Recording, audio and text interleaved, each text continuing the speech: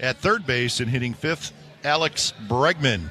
The catcher, Cal Raleigh, will hit sixth. So you have the MVP and the guy who finished runner-up MVP in the American League in this lineup with Judge and Raleigh. Hitting seventh will be the young star from the Boston Red Sox, Roman Anthony. He will be in left field.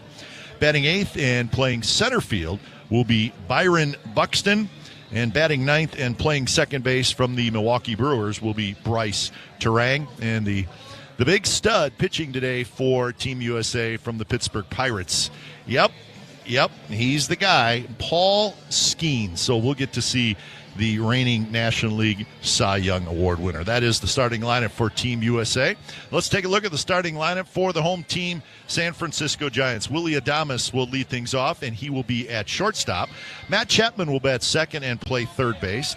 Batting third and doing the catching will be Patrick Bailey. So Bailey having a nice spring. He moves up to the third spot. Victor Barracoto, the DH, he's having a big spring. He will hit in the cleanup spot. Will Brennan will be in left field hitting fifth. Grant McCray in right field hitting sixth. Christian Koss at second base hits seventh. Bryce Eldridge will be at first base hitting eighth. And batting ninth and playing center field will be Jared Oliva. And Adrian Hauser is on the mound for the Giants. So we are set for exhibition baseball from Scottsdale Stadium. Hauser climbs to the top of the mound. Bobby Witt steps in the box. And it's time for Giants baseball and first pitch. Here's John Miller. All right. Thanks, Glenn Kuiper. And here we go. It will be Bobby Witt Jr., the exciting young shortstop of the Kansas City Royals. And a first pitch fastball from Hauser is in there for a called strike. Bobby Witt Jr. swings, and it's a line drive into left field, a base hit. He got one up and in and ripped it into left field. So Witt is aboard.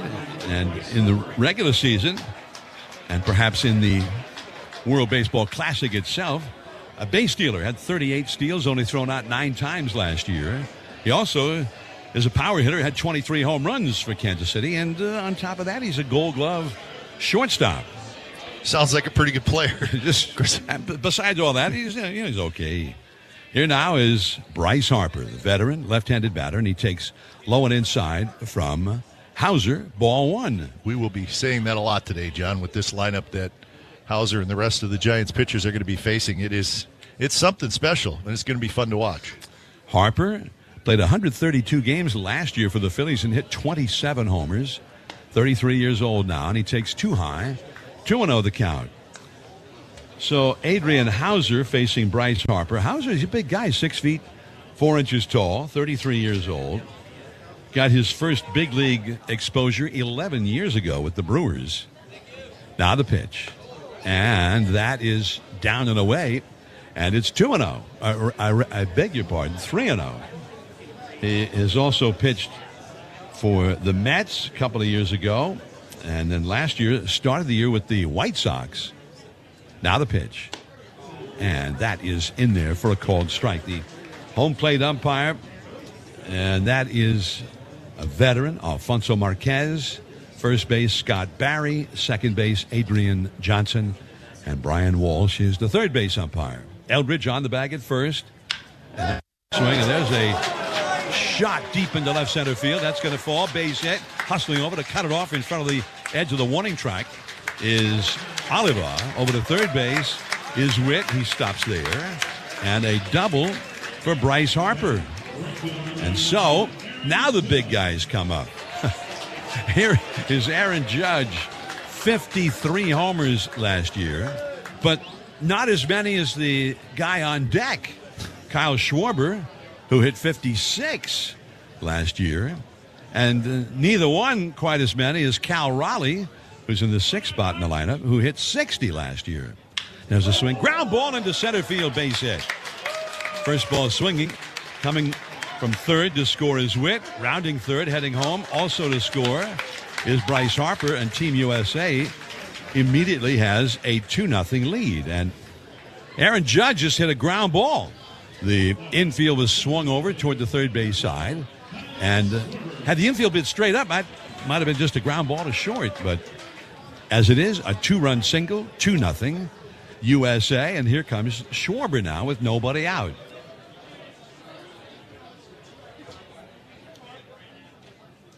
Schwarber, 56 homers last year and 132 batted in. Now a ball down and into him. It's kind of astonishing the power that's lined up in this lineup. And I've seen some of these Team USA squads in the WBC before, and they've never had quite this array of talent all agreeing to play at the same time. The ball is fouled back to the screen. Well, Cal Raleigh hitting 6th. That pretty much tells you everything you need to know. On deck is Alex Bregman, then Raleigh. Giants shortstop, Adames well over toward the middle. The pitch now, Schwarber takes off the inside, and it's 2-1. It's not like Team USA has been together for a week. I mean, they all kind of got together on Sunday night and worked out yesterday. They have an exhibition game today and then tomorrow, and that's it.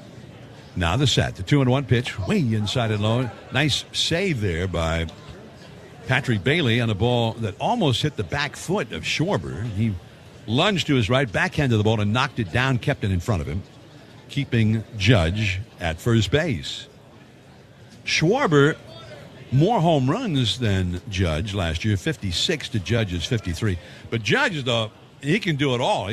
The power and the great batting average, great contact. Now, big swing and a miss, and it goes to 3-2. So it's a kind of a similar story with Cal Raleigh. Neither Raleigh nor Schwarber hits for average. They're like in the 240s, but with spectacular power. But Judge is spectacular power and a batting champion. And that's probably why he won the MVP over Raleigh. Here's the set, 3-2 pitch. Just a little bit high. And that was up around the lettering. And that's Schwarber's game. He gets a lot of walks.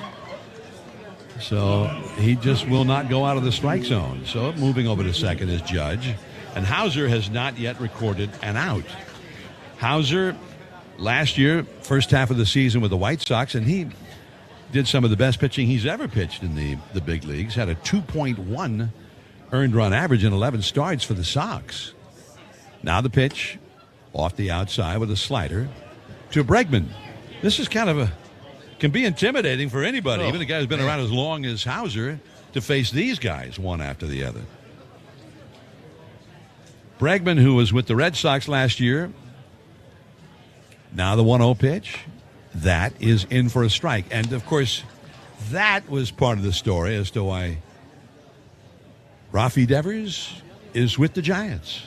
Yep. And now neither one of them is with the Red Sox.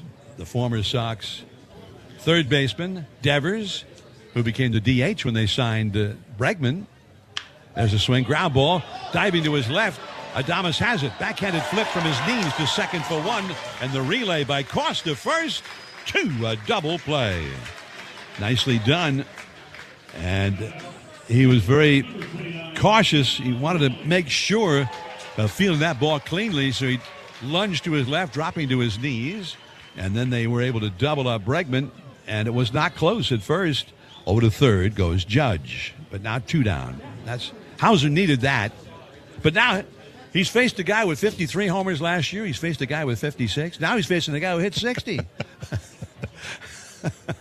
Here's a swing, and it's a little slow roller foul off to the right. Well, plus it's his second appearance of the spring. Just trying to get your work in, John. You know how that goes. Yeah, and you try to get your work in against this lineup without getting worked over. Yep.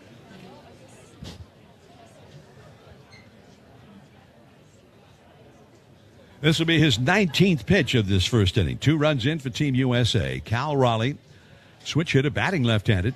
Now a mighty cut, and he didn't get it. And he chased. That was up out of the strike zone. And the count is 0-2. Hauser, 33 years old. And he was traded in midseason last year from the White Sox to Tampa Bay. Now a swing and a foul that will come back out of play. And we mentioned he had a 2.1 earned run average the first half with the White Sox. And then he went to Tampa Bay. One of his best starts with Tampa Bay was at Oracle Park in San Francisco, August 16th. 5 innings, no runs, no walks, 6 strikeouts. Now he misses low for a ball. John, if you remember, too, a little bit earlier in the season last year, he made a start against the Giants in Chicago, and he completely shut him down. So the Giants saw him twice last year, and they did nothing against him. So, and that will happen sometimes. Teams will see a guy against them and say, well, man, we ought to get that guy. There's a foul out of play. And the count is still 1-2 now to Cal Raleigh. He also had great success when facing National League opponents, although he pitched the whole season for American League teams. He did have 9 starts against National League teams with a 2.19 earned run average, so great success. And then 2 of those 9 starts were against, as you say, Glenn, against the Giants. Judge, the runner at third, the pitch inside for a ball, 2-2. So you've got the runner at third who was the American League MVP, and the guy at the plate, Cal Raleigh, whom many thought should have been the American League MVP. 2-2 the count from the windup. Hauser pitches. He struck him out swinging with a changeup. Well, that's a pretty good recovery. Yeah, could have been a lot worse. By Hauser.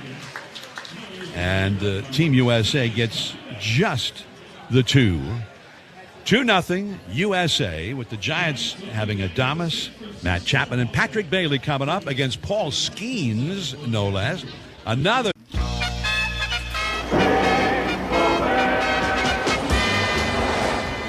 Dude, I'm only McDowell. I'm grabbing onto one of Cecil's legs, holding on for dear life. If it gets any tougher, Guarantee you Cecil's not going anyplace. And Seiko, a towering pop-up. This ought to be interesting. It's coming back toward first base. Fielder can't get it. this is actually maybe the first time that I recall they're going to call a game on the wind. Well, they're going to stop it. Yogi Berra was an 18-time All-Star and 10-time World Series champion. This is the only perfect game in World Series history. You ask him about it, and he would say, it ain't been done before, and it ain't been done since. David Wells was perfect on May 17th, 1998, Beanie Baby Day. It's not the pitcher that's calling the game, it's the catcher calling what pitch to throw. Home plate is 17 inches wide. And so he said, well, if it's more than an inch, and it was a lot more than an inch, then it's an illegal bat. Well, the Yankees win it. He's out. Yes, Berra is out. Look at this. Keep it down a little, will you, please? Okay, Yogi. Casey Stengel and the other touring ball players met the King of England. Of course, with my English, we had a little trouble understanding each other. As Yogi said, when you come to a fork in the road, take it. Go to baseballhall.org to plan your visit to the National Baseball Hall of Fame and Museum in Cooperstown, New York, and catch every episode of Hall of Fame Connections on MLB.tv.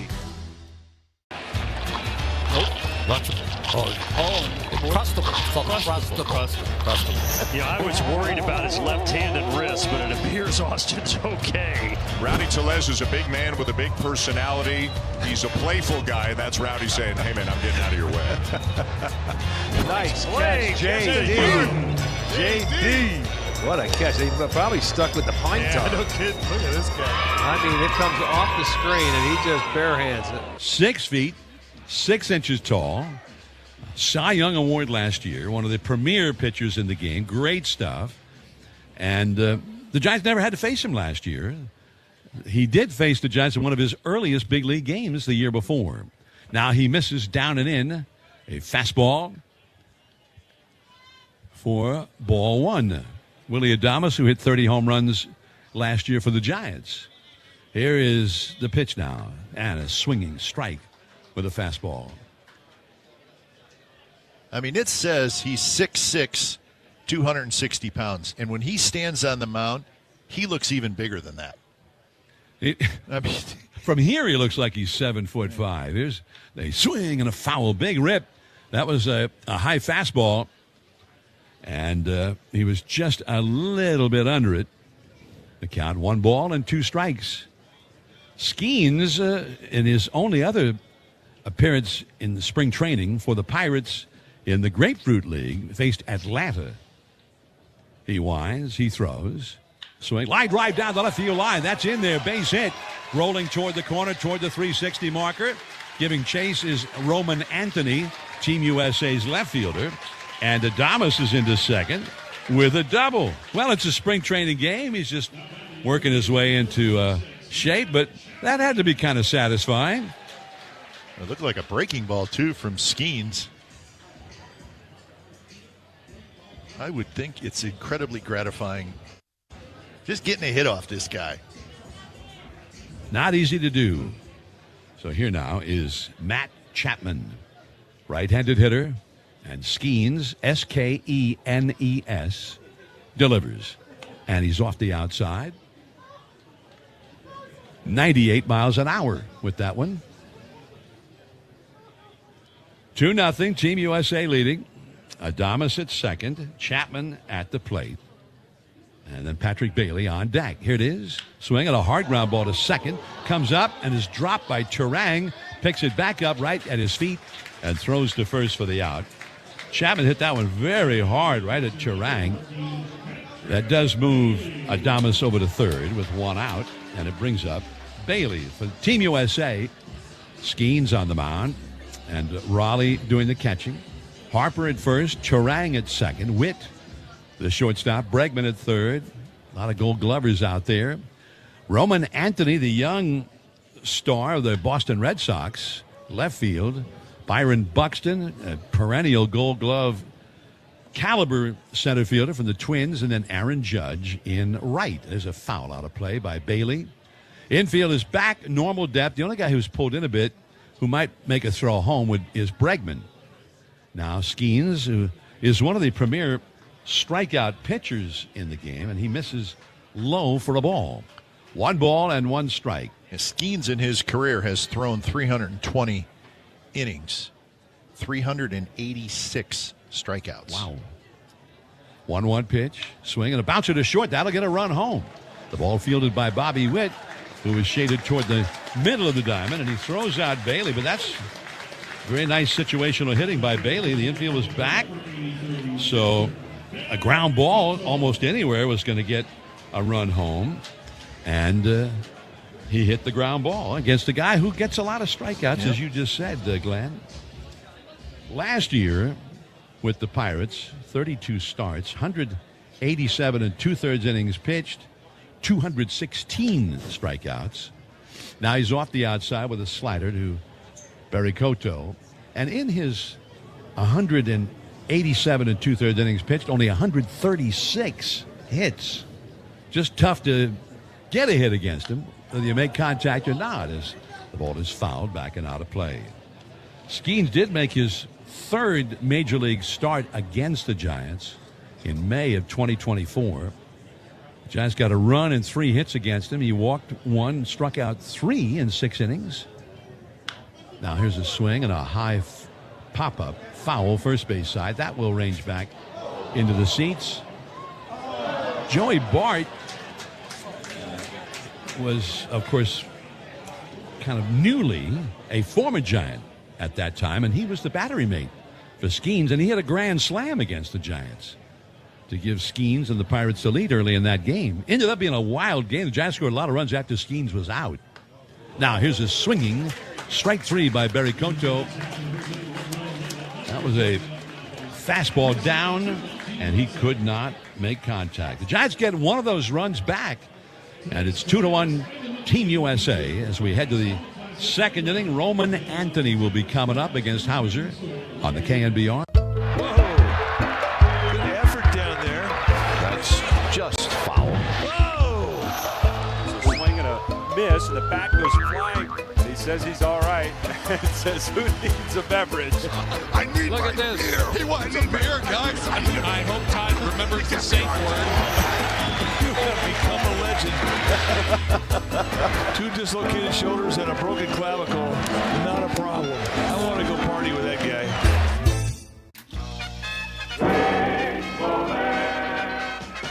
1 ball, 1 strike to Ted Williams. And there's a long drive to deep right center. It could be. It could be. It is. Ted Williams has homered in his last time at bat. Williams rounding the bases, is not tipping his cap. The crowd yelling, still waiting for him. He does not tip his cap.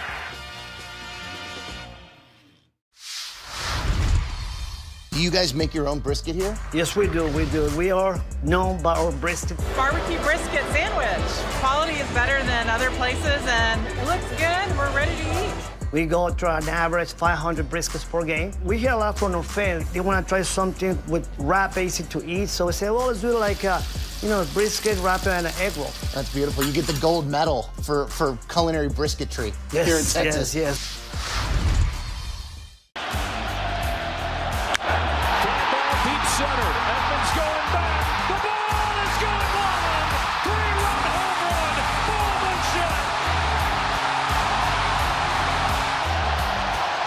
Jays on the board first. In one swing, Bobachek makes it 3-0 and chases Shohei Ohtani from Game 7. Breaking ball, and he was all over. Made an amazing impact on that Boston Red Sox team. A jolt of adrenaline. He was 20 years old when they brought him to the big leagues. Great big guy, 6'3", and slender. He's got speed, great arm. He's got power, excellent hitter. And he takes ball one from Hauser. Roman Anthony had an .859 OPS in his 71 games for Boston. Then he got hurt late in the year and missed the rest of the year. And they missed him big time. Now here's the pitch to him. A swing and a foul back out of play. Yeah, he's a star in the making. I mean, he looks the part and hasn't played a lot at the big league level, but enough, John, where the Red Sox said, we're going to give you a 9-year, $130 million contract. Wow. Well, he earned it. Yes, he did. Now here is Hauser throwing. Very high with a slider. On deck is Byron Buxton, and then Bryce Turang due up third. This is the last third of the Team USA batting order. They'll get started in the World Baseball Classic on Friday, playing in Houston against Brazil. Now there's a ball just a little bit high. Are we playing? I guess I should have asked this question. I was assuming they were going to be playing the new ABS rules where you could challenge a call. I don't know if that's going to be in the tournament or not. It never has been in the past. Here's a swinging strike three. Yeah, we should find that out. I'm curious if that is the case. Hauser strikes out Roman Anthony. And here is Byron Buxton. 2-1, Team USA leading. Buxton, and he's a guy, it's almost like the barometer of how the Twins are going to do is how healthy is Buxton. There's a swing. Ground ball to third. Couple of hops. Chapman's got it. Here's the long throw to first. In time. Buxton, who's got power, Gold Glover in center field, and a base stealer. He's got speed. He's got it all, but he tends to get hurt. Last year, he missed 36 games during the season. But when he played, he was a Gold Glover in center. He hit 35 home runs, missing 36 games. And he had 24 steals in 24 steal attempts last year. And it seems like it's that way with him every year. Love to see him play 160 games. Now Turang takes a strike. And when he's out, the Twins have a terrible time winning. There's a sharp one-hopper to first off the bat of Turang.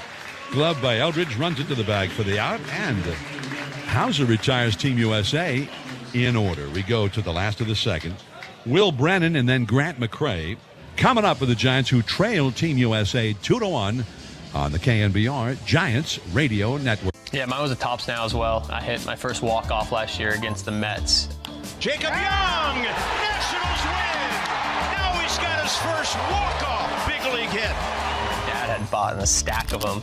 And I was like, I think we can get these ourselves, but he went ahead and bought a stack for himself. Like business cards. There you go. But it was awesome just to, have that moment and have everyone so excited to, have a picture of you is a fun moment.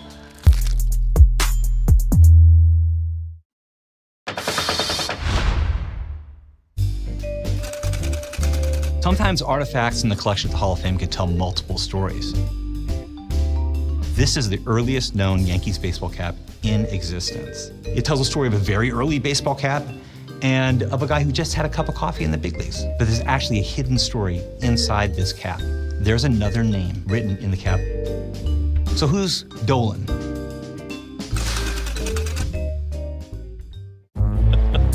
Okay, where's the napkin?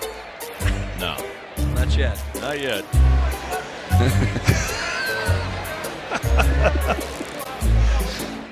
Wow. Well, always eager to help Pedro Martinez. Oh, that's got to feel good. Oh, yeah. Sticky's good.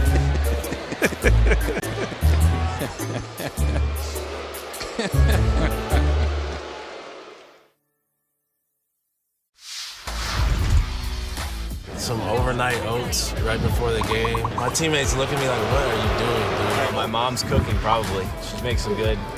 She's got a tuna fish casserole. That's pretty good. Okay, I went 5 for 5. I need to eat the same thing. Last time, Saturday, I ate arepa with eggs. And then next day, I got to eat arepa with eggs. So my mom make it for me. And then when my mom is with me, everything's good. I save a lot of money. Estamos lindo.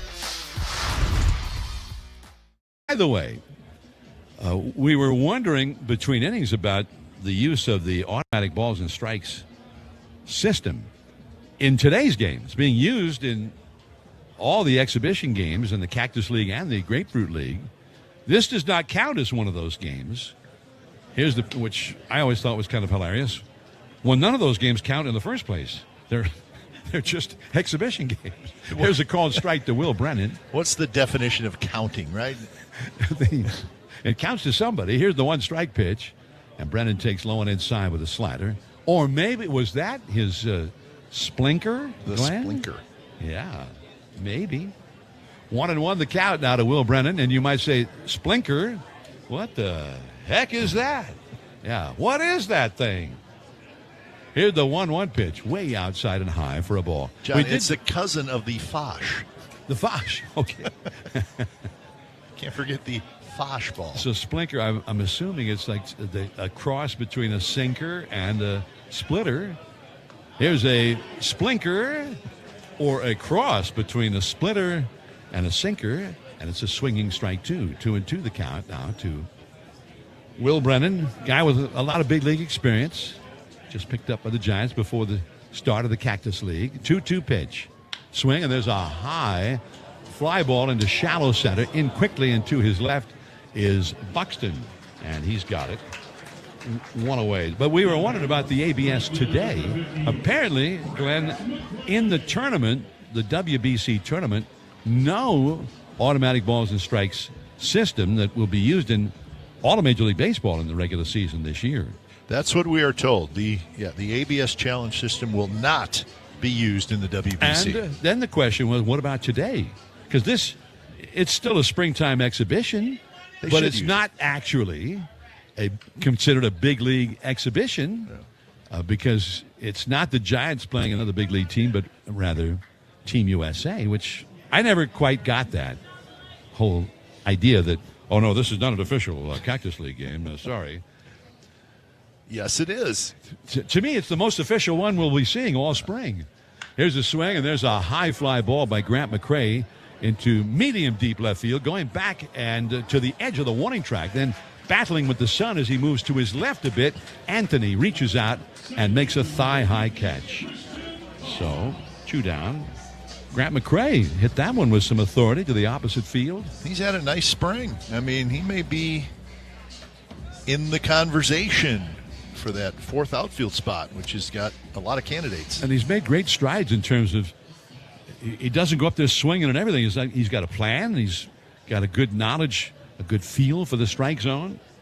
Now Christian Koss, and he bounces a foul off to the left. Well, that is what has held Grant McCrae back, because there are big league tools there. Speed, defense, good arm. He has what it takes in terms of the tools. Here's the 1-strike pitch. Swing. There's a shot deep and foul down the left field line. He got a changeup that time from Paul Skeens. Skeens, the other day, I brought up that ABS system. The Atlanta Braves challenged him 3 times in the first inning.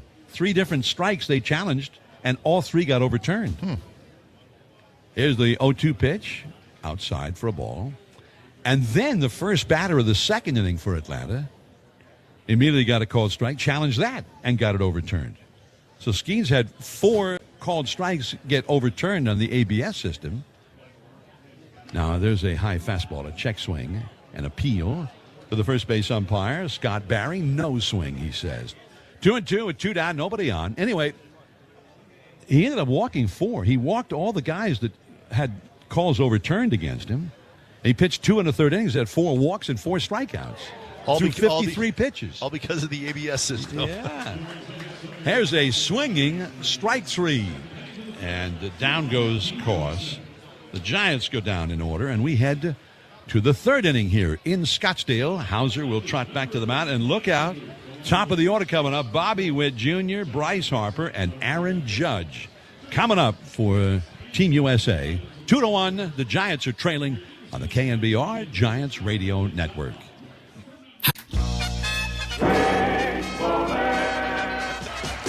The 2-2 got a piece of it. Actually had a very good swing. Oh, look at this. There go the sprinklers. The sprinklers have fired.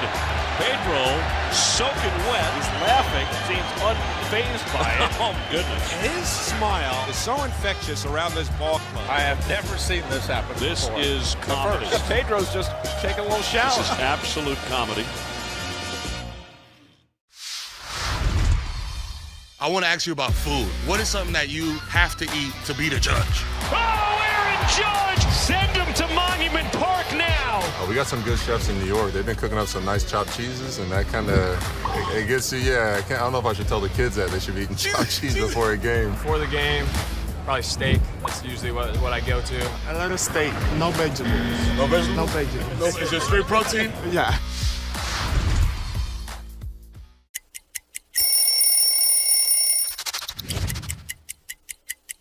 I went to college at Northeastern University, and all my friends were Red Sox fans. And while in my 3 years there, I really grew to appreciate Red Sox Nation and everything that they bring to the table. And once I got my head wrapped around the trade, I was really, really excited. I think they have one of the most iconic logos, these 2 socks right here on the sleeve. I love keeping it simple, really fond of the font, and I think it's a really cool look.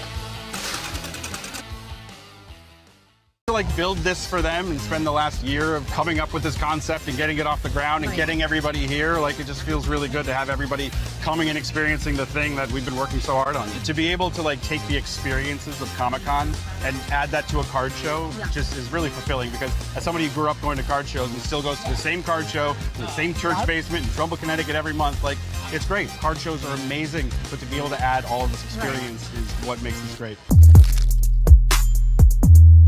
Team USA leading the Giants, and it is Adrian Hauser, veteran right-hander, now with the Giants, facing Bobby Witt Jr., throws him a called strike, and I give you, with great pleasure for the play-by-play, Glenn Kuiper.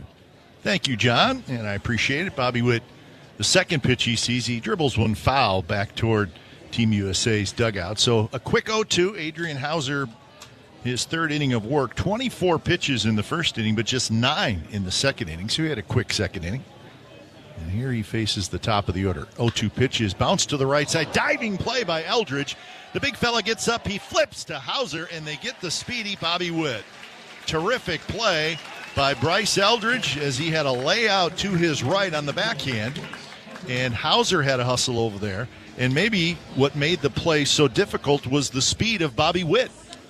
Well, you don't have much time, and I think for Eldridge, who does not have a whole lot of experience as a first baseman or anywhere in the field, in high school he was a pitcher and a designated hitter, almost never played any position on the field, but he got up and immediately you thought, okay, dish off to the pitcher covering, but he started to run toward first and then a little bit tardily made the feed, and still just in time. So that worked out. They wouldn't have minded it maybe if he'd made that little flip a little bit earlier. Right away. Swinging strike by Bryce Harper. So 0-1 the count. And Harper hits one in the air, left field.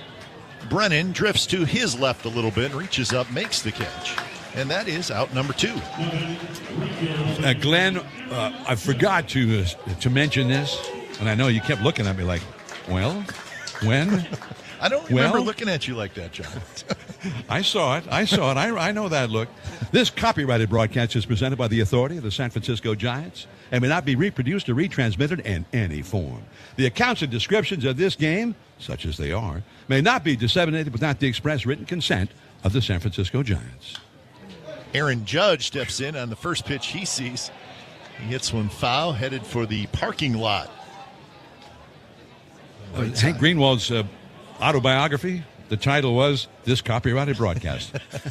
Doesn't surprise me. 0-1 to Judge, down and away from Hauser. Aaron Judge had a 2-run single in the first inning for the 2 runs for Team USA as they lead the Giants 2-1, top of the third inning. Hauser delivers, down and away again, and now the count is 2-1. It is cool to come here to a Tuesday afternoon Cactus League game, and all of a sudden there's Aaron Judge. Oh, and Schwarber, too. And Kyle Schwarber and Cal Raleigh. 2-1 pitch, again down and away, backhanded by Bailey. So now the count is 3-1. And Paul Skeens and Bryce Harper and Bobby Witt Jr. It was just, you mentioned it at the beginning, just watching batting practice was really great. a kick. It was great. 3-1, be careful here with Aaron Judge. And that one down and away. And Hauser, I don't know if pitchers do this in spring training, but it looked like he didn't want a whole lot to do with Aaron Judge as he threw 4 pitches well off the plate down and away. So that's his second walk. And it's a 2-out walk. Of course, the next guy hit more homers than Judge last year, and he's left-handed to boot. 56 home runs last year. Kyle Schwarber finished second in the MVP voting to Shohei Ohtani. He also knocked in 132 runs. And they were both DHs, although then Ohtani also periodically took the mound. Schwarber takes the first pitch a little bit inside with a slider. So the count 1-0. Schwarber got a new contract from the Philadelphia Phillies. He was a free agent at the end of the year, but he ended up staying in Philadelphia. 1-0 pitches outside, 2-0, and that didn't really surprise anybody. I think most baseball people felt like when it was all said and done, he would return to Philadelphia, and that's exactly what happened. It's a great place for him to hit. Man, it's like they built that ballpark for him. 2-0. Here's the pitch. Schwarber hits a high pop-up. Chapman's going to hustle over, but it'll be well into the seats. About 5 rows back down the third base line. So the count 2-1. Team USA with 2 in the first. Giants answered with their lone run in the bottom of the first. So 2-1.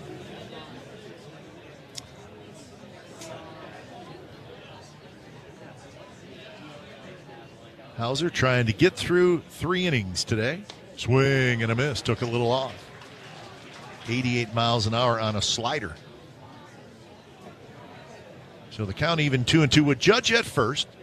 Defense pulled over on the field with Willie Adames playing pretty much right up the middle. Chapman playing over near the shortstop spot. 2-2 pitch. Strike 3 called on the outside corner. Schwarber disagrees with Alfonso Marquez. They have a little chat. Great changeup. And before I could even talk about how great that slider was, that's a hard slider with a great bite to it. Then all of a sudden he threw a great changeup. And Schwarber, not. Bonds going after it. And a fan came lurching out of the stands. Bonds shakes his hand and now goes back to his position. Nixon heading over towards the corner and the pole of a play. And so fired up, he's going to take care of that guy's bevy. I'm going to guess that we'll see that play again and again and again.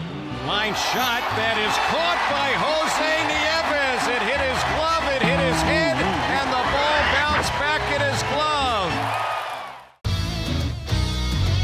Oppo Taco. I'm going to guess it's an opposite field, upper deck, maybe something like a... Yeah, home run to the opposite field. You got it. This is a good one, a hack. I don't know. I mean, is it the same as like the layman's term hack, like a bad chef? You've guessed correctly. Okay. Someone's a hack, you know, someone that's just mailing it in. Yeah. They're not putting their heart into it.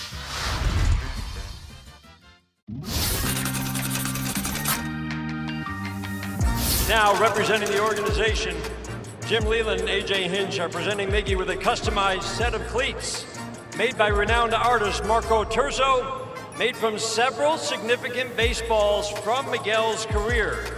The cleats are presented on a base representing the time he spent at both third and first base in his career.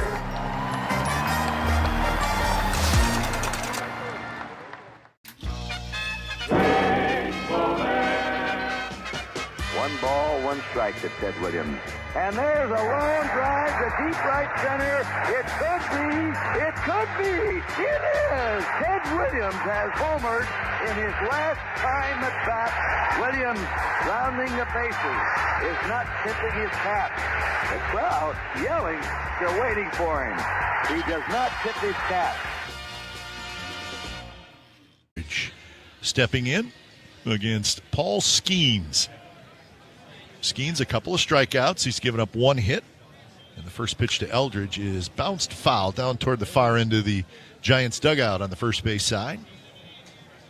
Eldridge, Oliva, and Adames.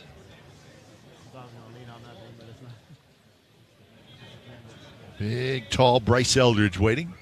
And the 0-1 pitch. Check swing, and he went around. A changeup at 88 miles an hour with a ton of downward movement. So Eldridge has to fight here. 0-2 pitch from Skeens.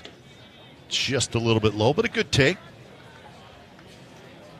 With Devers being out, being careful with the hamstring, it's going to get Eldridge even more playing time.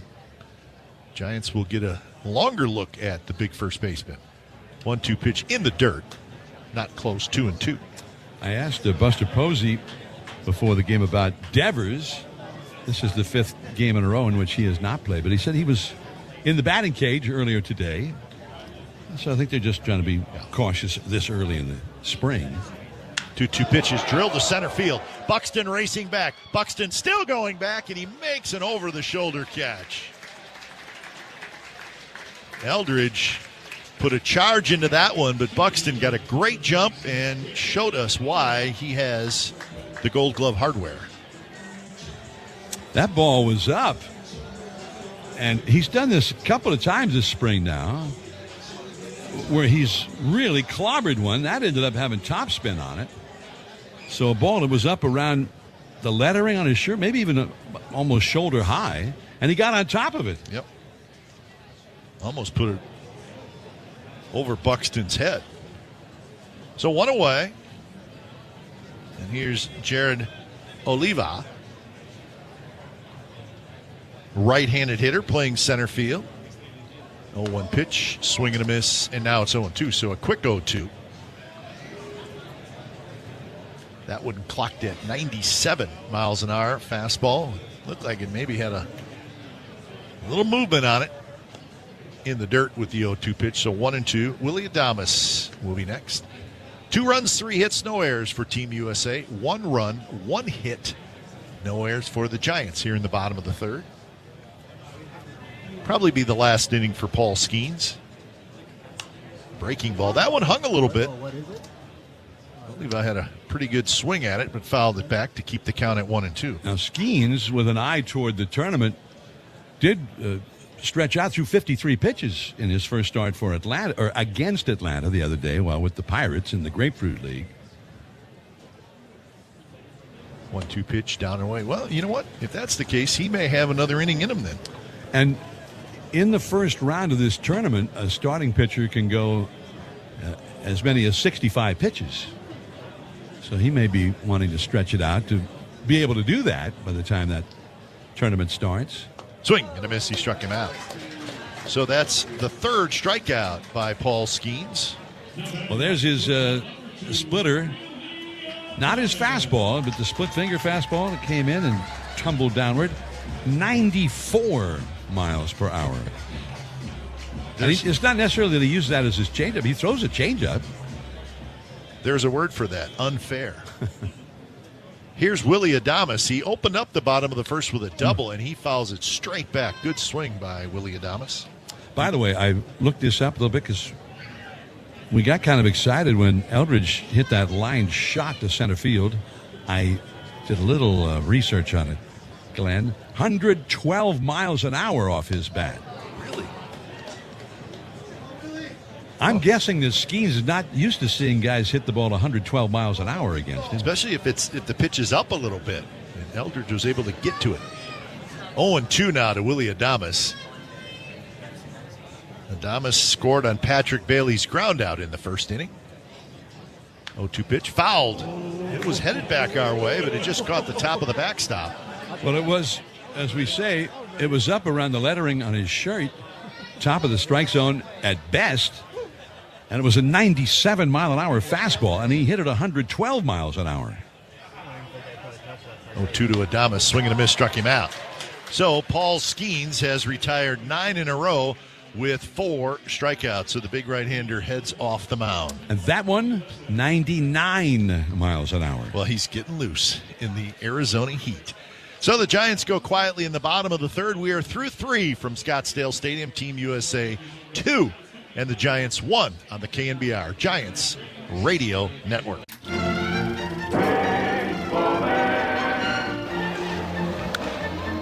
Williams pops it up. Another one for Jeffers. Well, the best part about it is that he can actually try to smile a little bit. Jeffries laughs at himself, and I think that's cool, because I'm not laughing at his inability to catch the pop. And that's the way the game is. You have to be able to laugh at yourself a little bit. All right, Ryan, PSA dove in. Do we have them graded? We do. This is the first set of graded cards from the 2024 Topps MLB Network set. I'm so excited about this. Now, they all have the same grade, or? No. So one of us will be like the highest graded card. Could be. There could be multiple. Okay, so first up, we got Mark DeRosa. Let's see what D-Rose. Of course, D-Rose a 10 out of 10. Handsome, athletic. All right.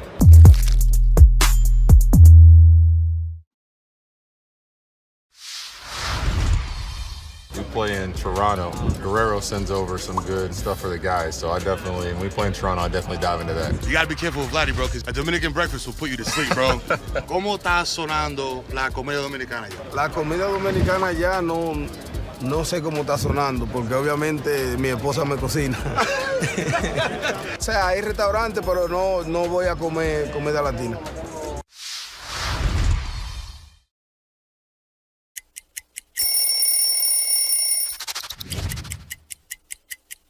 Well, when we move downtown, 680. Top of the 4th inning.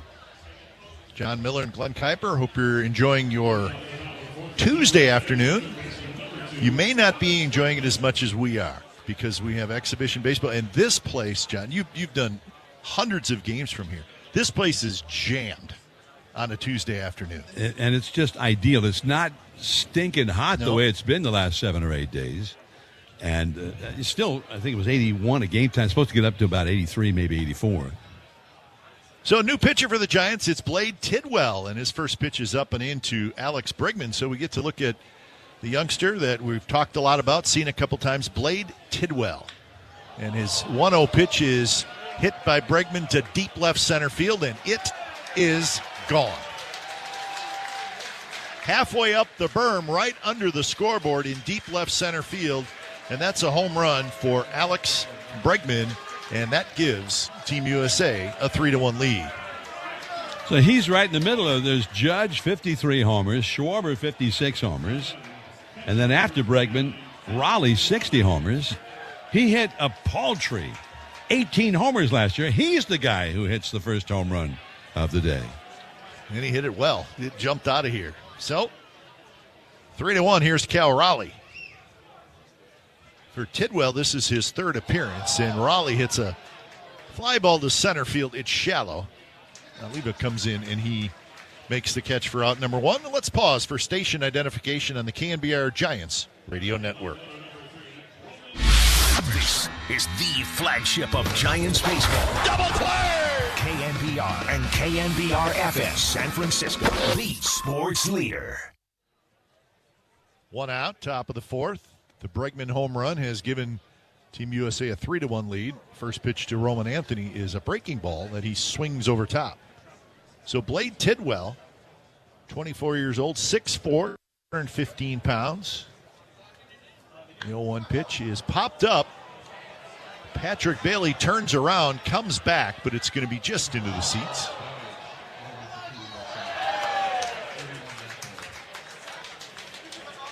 Tidwell, second-round pick in 2022 with the Mets, and of course came over in the Taylor Rogers trade. Giants have high hopes for Blade Tidwell. Good opportunity here, facing this terrific lineup. 0-2 pitch to Roman Anthony, fastball up and away. Tomorrow the Giants will get back into the Cactus League swing of it. They'll take on the Seattle Mariners. Robbie Ray up against the Mariners in that one. That's going to be a night game. Tapped foul to keep the count at 1-2 to Anthony. And it'll be televised, the first telecast. Are there? He always told me, by the way, and looking at the two of you, I always kind of thought, what? Anthony goes around, Tidwell gets a strikeout, 1 away. Or make that 2 away. Sorry, I'm interfering here. No, you're not. Right in the middle of your play-by-play. You cannot interfere with me, John, trust me. But, Dwayne Kuiper, Kipe, he always said that he was your kid brother. He said, yeah, my older brother, Glenn's going to be working with you on Tuesday. I don't remember that happening that way. Buxton hits a high fly ball to right field. I need to just don't remember it coming out that way. What do I know? Well, the thing is, if you just go by being around the two of you, I mean, you act way more mature than I appreciate Dwayne. that, So John. maybe that's I'm going to it. run that by him tonight over dinner. So a Bregman home run gives Team USA a 3-1 lead as we head to the bottom of the fourth. It'll be Chapman, Bailey, and Barrett-Cotto. On the KNBR. How can you go from one world-class athlete to another through some of the bravest acts of social protest in the world of sports? Find out on Hall of Fame Connections.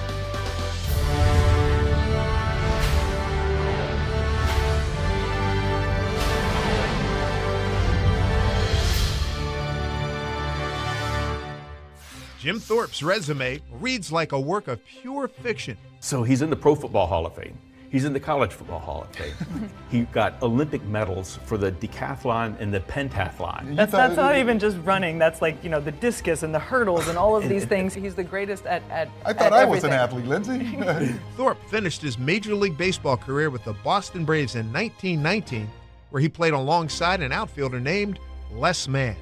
He invented this particular projector so that he could roll it, slow it down, stop, back it up, see how he's working his foot like this without burning the film. So are you telling me that this is the first instructional baseball video out there? In other words, he was the Tom Omansky of the 1920s. And this is not all he's done, right? I mean, we're talking about the fact that he is huge in amateur baseball, right? And a big proponent for the Olympics. Very early 30s, he started championing to get baseball into the Olympics, and he finally succeeded for the 1936 Olympics, which was held, in Berlin. The German government had discouraged other nations from sending Jewish and black athletes, a request that the United States refused to follow. We sent over Jesse Owens, we sent over Jewish ball players, and we sent over Mac Robinson. Mac Robinson, Jackie Robinson's older brother. Trailblazers like Thorpe and Robinson certainly lit the way for countless others to follow. Catch every episode of Hall of Fame Connections on MLB.tv and discover your own connections to the game at baseballhall.org. But has settled in Chicago. Won 14 games last year, 31 starts, had a very good 3.21 ERA. So Matthew Boyd takes over here, and he'll face Chapman, Bailey, and Barrett-Cotto. Boyd delivers, and Chapman check swing goes right back to the screen, right over the head of Patrick Bailey in the on-deck circle. Bailey had to duck down just a little bit. Boyd, 14 wins, 8 losses for the Cubs. 3.21 ERA and 31 starts. Really tough to hit. Yeah. Chapman swings and misses at a high fastball. I think he's got that vert thing going on his fastball. That gives it the look of like it's rising when you come up there. Hitter expects it to be in a certain level at which he swings, but that ball stays up a little bit higher. It doesn't sink quite as much. 0-2 to Chapman, and an off-speed pitch, and Chapman chased it. So on 3 pitches, Matt Chapman strikes out. So he's 0 for 2. And that is out number 1 here in the bottom of the 4th. But he pitched 179 and 2/3 innings for the Cubs and only allowed 154 hits. That's pretty impressive. Way below 1 hit per inning pitched. And he had 154 strikeouts and only 42 walks. So here's Bailey, and he hits the first pitch on the ground hard, but right at the shortstop. And Witt throws across, and Bailey is retired. So Bailey has grounded out twice to short. One of them produced an RBI. Remember, John, Matthew Boyd, interestingly enough, he was a member of the San Francisco Giants. The Giants signed him, and he was injured, and they were hoping to get him back at some point during what would have been the 2022 season. But before he got healthy, they ended up trading him in August to the Seattle Mariners as he faces Barry Cotto, Victor. And the first pitch is low, 1-0. Now, I remember seeing him quite a bit. He was at the ballpark a lot when the team was home. A little bit low, 2-0. Really good guy. And he's had a long career, and he has really come back better than ever, as evidenced by his All-Star year with the Cubs last year. 2-0 pitch, an off-speed pitch, and Barry Cotto way out in front, and he chased it. So the count 2-1. A lot of people got to know him in his days with the Giants, which easy. You can look it up in the baseball encyclopedia, and you can't find it that he was with the Giants. But they all rooting for him. Happy that for ball's him. Hit hard and past a diving Bryce Terang into right center field for a base hit. So the hot hitting of Victor Barry Cotto continues as he seems to hit every ball hard, and that one just maybe tipped off the glove of Terang as he dove to his left. But it's a 2-out base hit, second hit in the ball game for the Giants. He kind of crossed him up a little bit. Terang was way over toward the middle, playing him as a strict pull hitter, and he clobbered it, but back more towards straightaway second base. And he also hit it at 105 miles an hour. Didn't give much time to catch up to it. He's been doing a lot of that. Here's Will Brennan. Brennan takes a strike on the outside corner. Brennan hit a fly ball to center field in the second. He's in that fight for the 4th outfield spot. Will Brennan, left-handed hitter. Team USA with a 3-1 lead here in the bottom of the 4th inning as Boyd tries a pickoff of Barry Cotto, but it looked like he may have picked off Bryce Harper. I don't think Bryce was really expecting the pickoff attempt. He reached his hand up into his shirt as if to indicate, look at how my heart is pounding. 0-1 pitch, just a little bit outside. So the count even 1-1 to Will Brennan.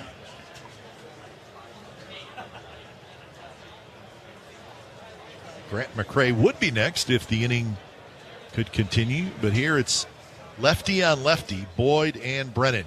Short lead for Barry Cotto at first. And Boyd drops down, and Brennan hits it up over the head of Boyd. He tipped his glove, coming in as Witt to try to make the play. He can't pick it up clean, and it's going to be an infield hit for Brennan. Boyd dropped down from the side there against the left-handed hitting Brennan. Brennan hung in there and just got it over Boyd's glove, and at that point, it was going to be a tough play for Bobby Witt. Not easy to do either to get it over Boyd. He is 6 feet 3 inches tall and very athletic. Reacted quickly to it, made a leap, and he probably wishes he hadn't touched it at all now. You want to grab it and throw the guy out, but you don't want to just tip it and slow it up and give him a hit the way it did work out. Anyway, little opportunity here for the Giants. Grant McCray swings and misses at the first pitch he sees. So McCray sees 2 on and 2 out facing Boyd. Grant McCray a fly ball to the left in the second. 0-1 pitch. Up and in, and it spins McCray out of the way as he bails out and goes for a little walk. Takes his helmet off. Wipes his brow with his sleeve. Try to pull it together a little bit when one is up around the neck area. 93 miles an hour. And, I mean, right toward his chin.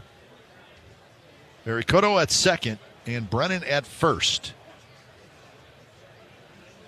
3-1 Team USA, but a chance here for the Giants. 1-1 pitch.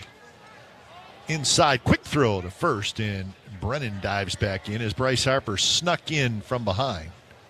Well, he started him with a hard slider up and in, got the swinging foul. Then the fastball up and in that almost beamed him.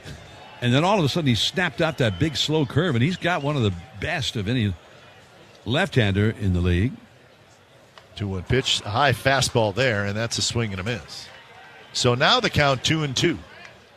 93 miles an hour on the fastball, but it was just a little elevated, and that makes it a little bit tougher to hit. And that is part of his game, right? He wants to be somewhere close to the strike zone. He don't actually like to throw strikes to guys. Tease you. He likes to tease you a little bit. And that one was just a little bit up out of the strike zone. McRae, upright stance, waits. 2-2 pitch. Hit hard but fouled on the first base line. Past Shane Robinson, the Giants' first base coach. We got a lot of coaches to get to know, John. The Giants again with what 13, 14 coaches 12. every year. I believe the number's 12 this year, and a lot of new ones. New manager, a lot of new coaches. Another 2-2. McRae looking for a 2-out RBI hit as he waits, and he's going to have to wait a little longer as Boyd kind of bluffed the throw to second, but Barry Cotto gets back. Straight away in the outfield for McRae. Bobby Witt playing up the middle. The shortstop. 2-2 pitch is tapped foul down toward the far end of the Giants' dugout, so it remains 2-2. Now, when you had that spin move by Boyd looking the runner back at second, that made me think, the new rules that have come in the last few years, with any one hitter up there, a pitcher can have, they call it 2 disengagements. Yes. 2 pickoff throws or just stepping off the slab. I don't know if those rules count in the WBC. Pop-up foul. And it's going to be just into the seats. Yeah, maybe not. Maybe none of those new MLB rules that we've seen implemented the last couple of years, maybe they're not in play. Because in the big leagues, and we have an all-big league umpiring crew here today, when a guy has that spin move, he doesn't throw a pitch, but he steps off the slab, you'll see the plate umpire put up the number of disengagements now. Or in that case, he would have held up one finger. That's his first one.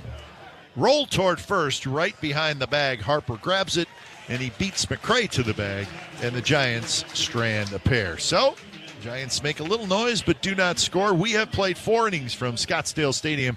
Team USA 3, and the Giants won on the KNBR Giants Radio Network. $5,000. That's the average amount of money people in the U.S. are now spending on gas in a year. $5,000. That's crazy. If you drive, you have to download Upside, the free app that gives you cash back every time you get gas. That's right. You can earn real cash back with Upside just by buying the gas you're already buying. You can literally start earning cash back today. What is something that you snack on that you don't worry about? I love Uncrustables. I could eat like 10 of them in one sitting. And no regard for his body? I don't even wait till I thaw out. Hey, put them in a toaster next time. And toast it, yep. It'll change your life. Yeah, just an incredible play by Riley Green. You're an all-star on the field and off, bro. I appreciate it. Hey, thank you. Riley Green, bro, food genius.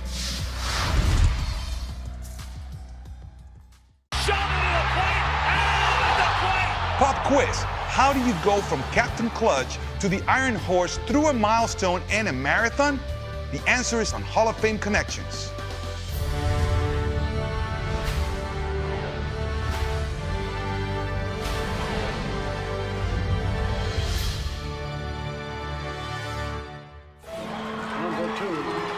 The captain, Derek Sanderson Jeter, is one of the winningest players in Major League history.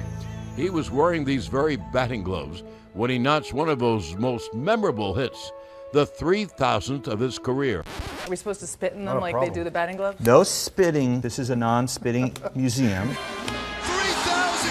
History with an He's just the second player in history whose 3,000th hit was a home run. The first was a former teammate from the Yankees' 1996 World Series championship team. But before he began his Cooperstown-bound career, Boggs would cross paths with another future Hall of Famer.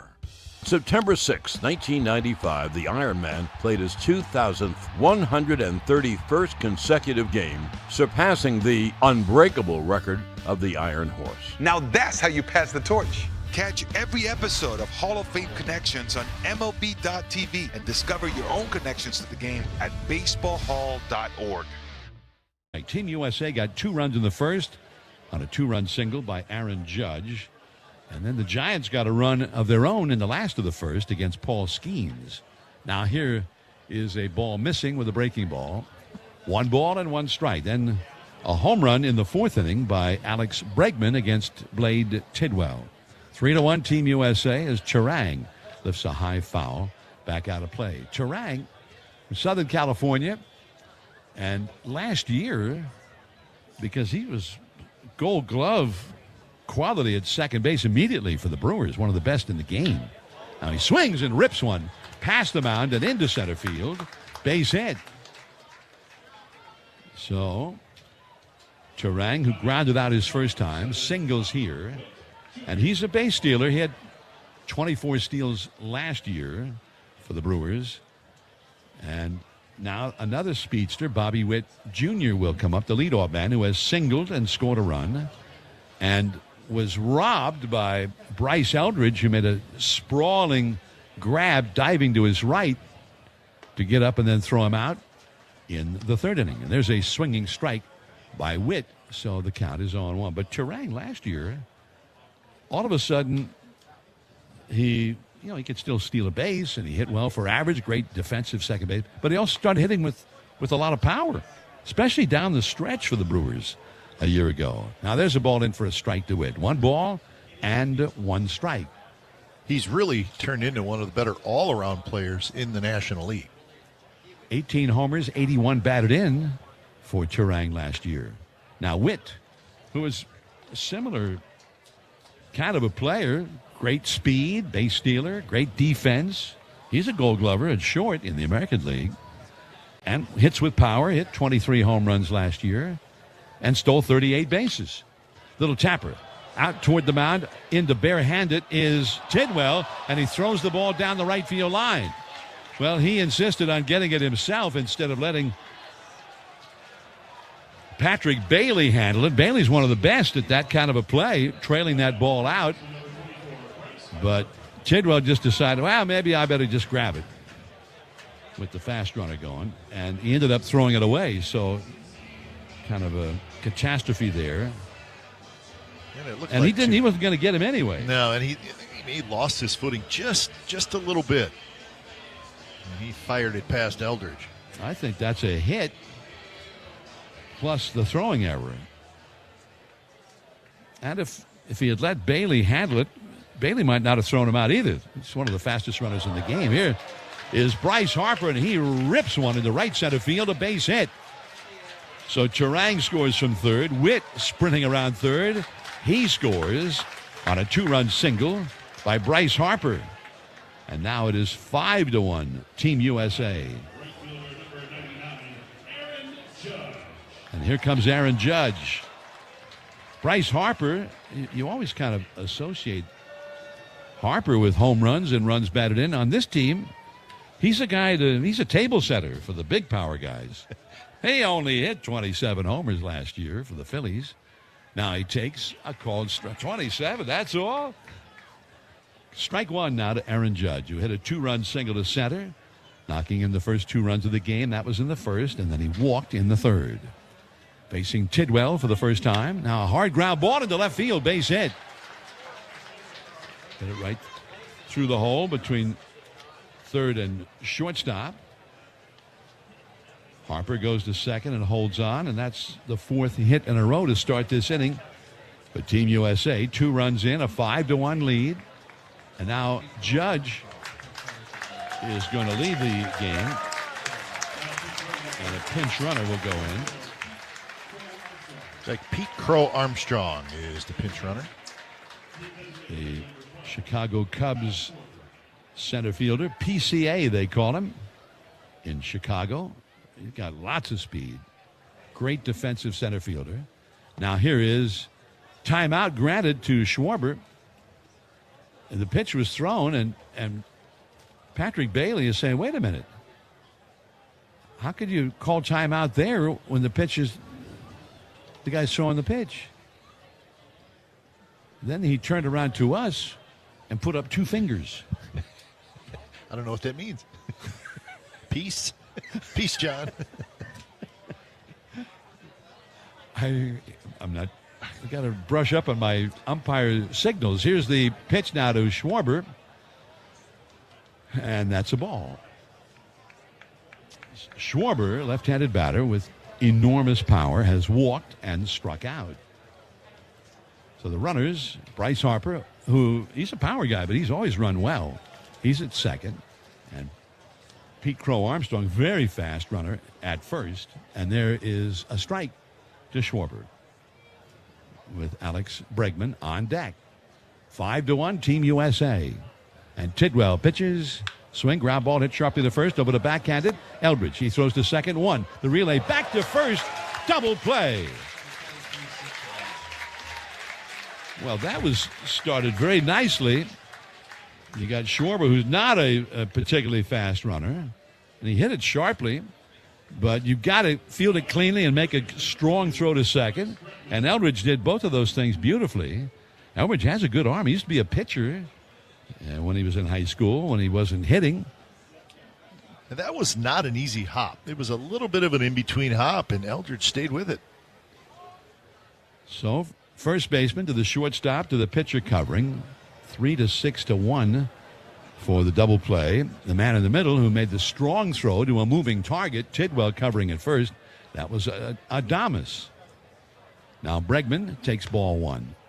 Bregman hit a home run to left center against Tidwell, leading off against Tidwell when Tidwell first came into the game in the 4th inning. He grounded into a double play in the 1st. Runner at third, that's Harper.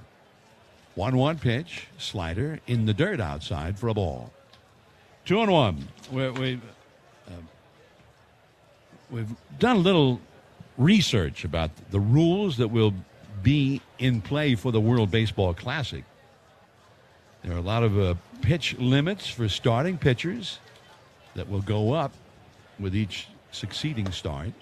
Now, there's a called strike, and this sort of is interesting for Giants fans, I think, because of Logan Webb. Yeah, big time. They also had the mercy rule.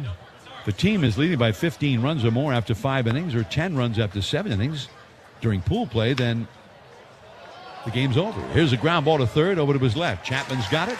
Here's the throw to first. Got him. Bregman retired. Inning over.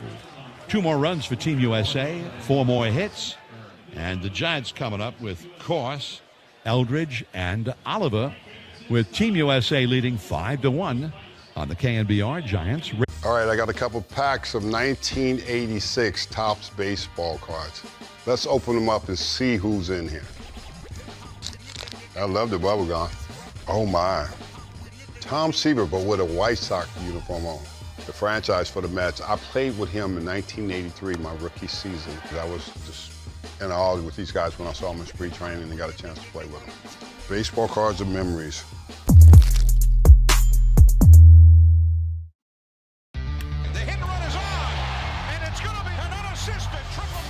How do you go from a triple play to a two-way star through a bracelet and the babe? Find out on Hall of Fame Connections.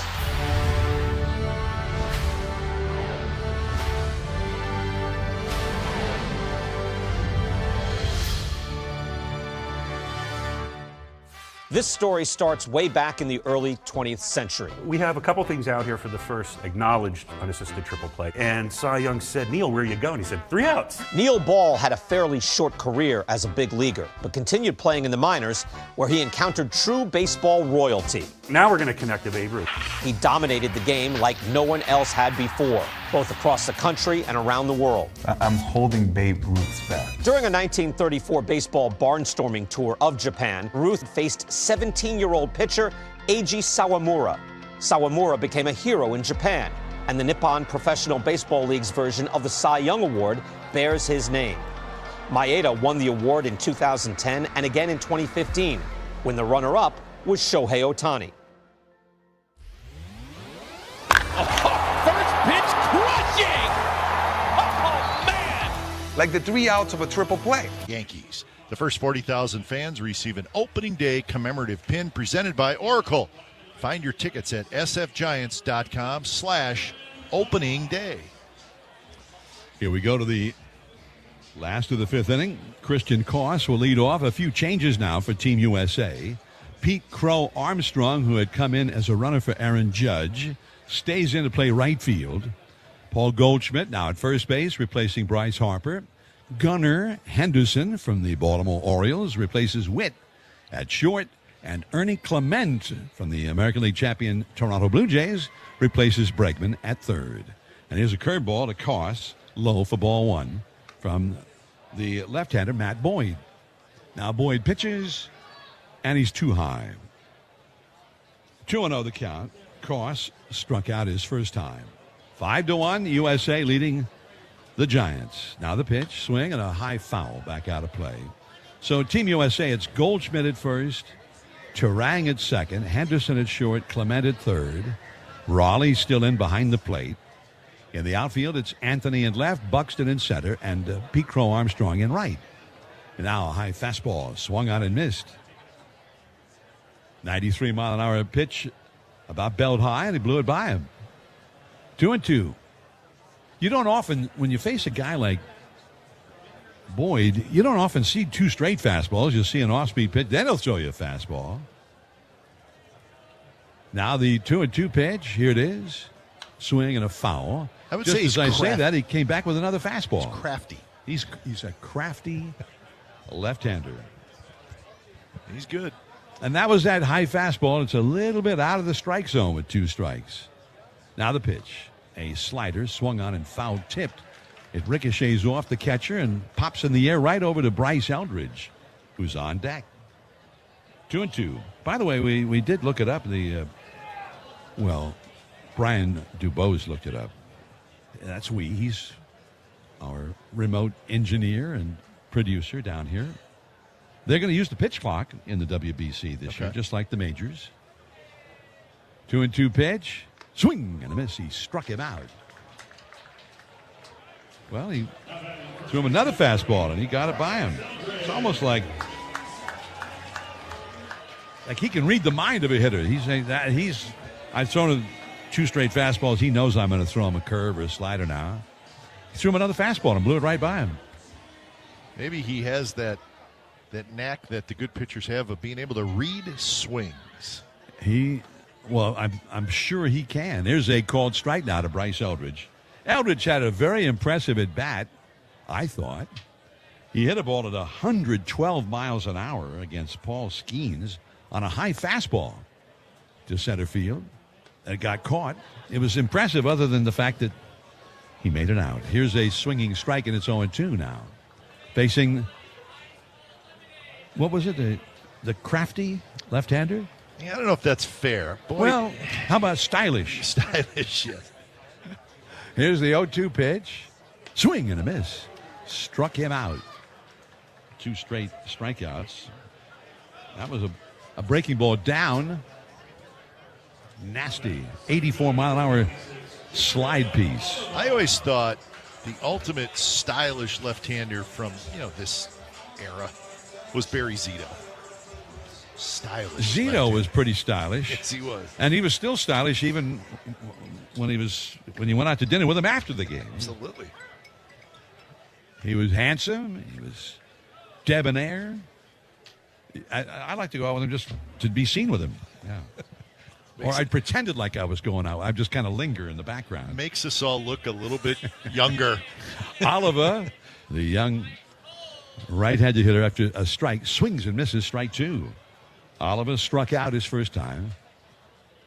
2-0, nobody on. The Giants are trailing Team USA 5-1. Now the pitch, swing, and a bloop towards second. Over to his right, starting to leap. No need, though. Making the catch is Turang. inning over. 3 up, 3 down. Team USA leading the Giants 5-1 as we go to the 6th. Cal Raleigh, the big dumper himself, is coming up when we return on the KNBR Giants Radio Network. Hey there, it's Marty Lurie with a report from River Islands in Lathrop, where the good life can be your life.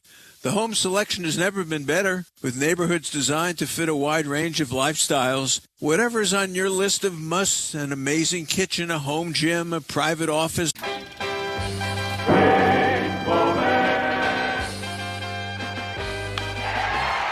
In right field, but they're going to have to hold Jelks at third. And now the ball gets away from O'Neill. He kicks it to Benzinger. No, I do not believe it.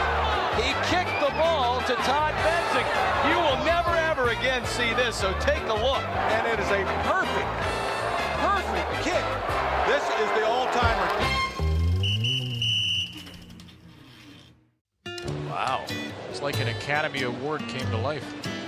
How long do you think that took to get ready? You know, it's really not fun facing a guy with that kind of stuff, I'll just tell you that. Presented without comment. It's a raft, it's got an outboard motor, it's got a little barbecue, and it's got a hot tub. Look at that. I mean, come on. American ingenuity. That is living. What else can go wrong here? Where are the Angels in the outfield? They're everywhere. What is it that kind of got you hooked as a foodie, so to speak? My dad was really into food when I was a kid. He traveled for work and he would go to places all over Europe and stuff. He was in sales and I feel like he would come home and try and cook the things he ate overseas. And so as a kid, I was exposed to a lot of like stuff that kids aren't usually exposed to. And so I credit my dad for that.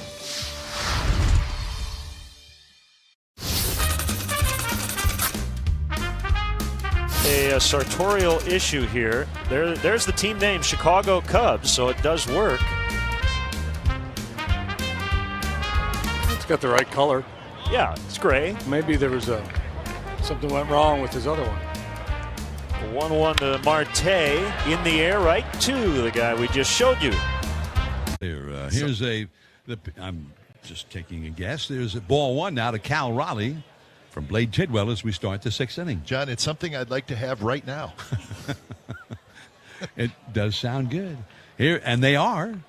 There's a curveball that misses 2-0 now to Raleigh. Raleigh, switch hitter batting left-handed, has struck out looking and is flied out to center. 5-1, USA leading the Giants. Now here's a slider over the inside corner for a called strike. Slider or sweeper.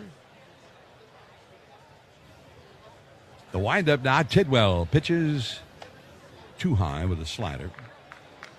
The Giants had Adrian Hauser start this game. Team USA jumped on it for 2 runs right away. 3 batters into the first inning. They had 2 runs on the board. Witt singled, Harper doubled him to third, and Judge singled them both home. But that's all he allowed in his 3 innings. 3-1 pitch and a slider is up and away. Ball 4, a leadoff walk. For the 60 home run man, I didn't think I'd ever see a catcher hit 60 home runs. Absolutely not. It was kind of breathtaking the year that Salvi Perez, the big slugging veteran catcher of the Kansas City Royals, hit 48 home runs. I remember like, wow, amazing. Well, and it was a great baseball discussion. Who should win the MVP in the American League? Here is Roman Anthony, and that ball is gone. Hello, Desert. Deep into right field and well over the wall toward the practice field beyond. And it is 7-1. Roman Anthony blasting one, a soaring, majestic home run over the right field wall.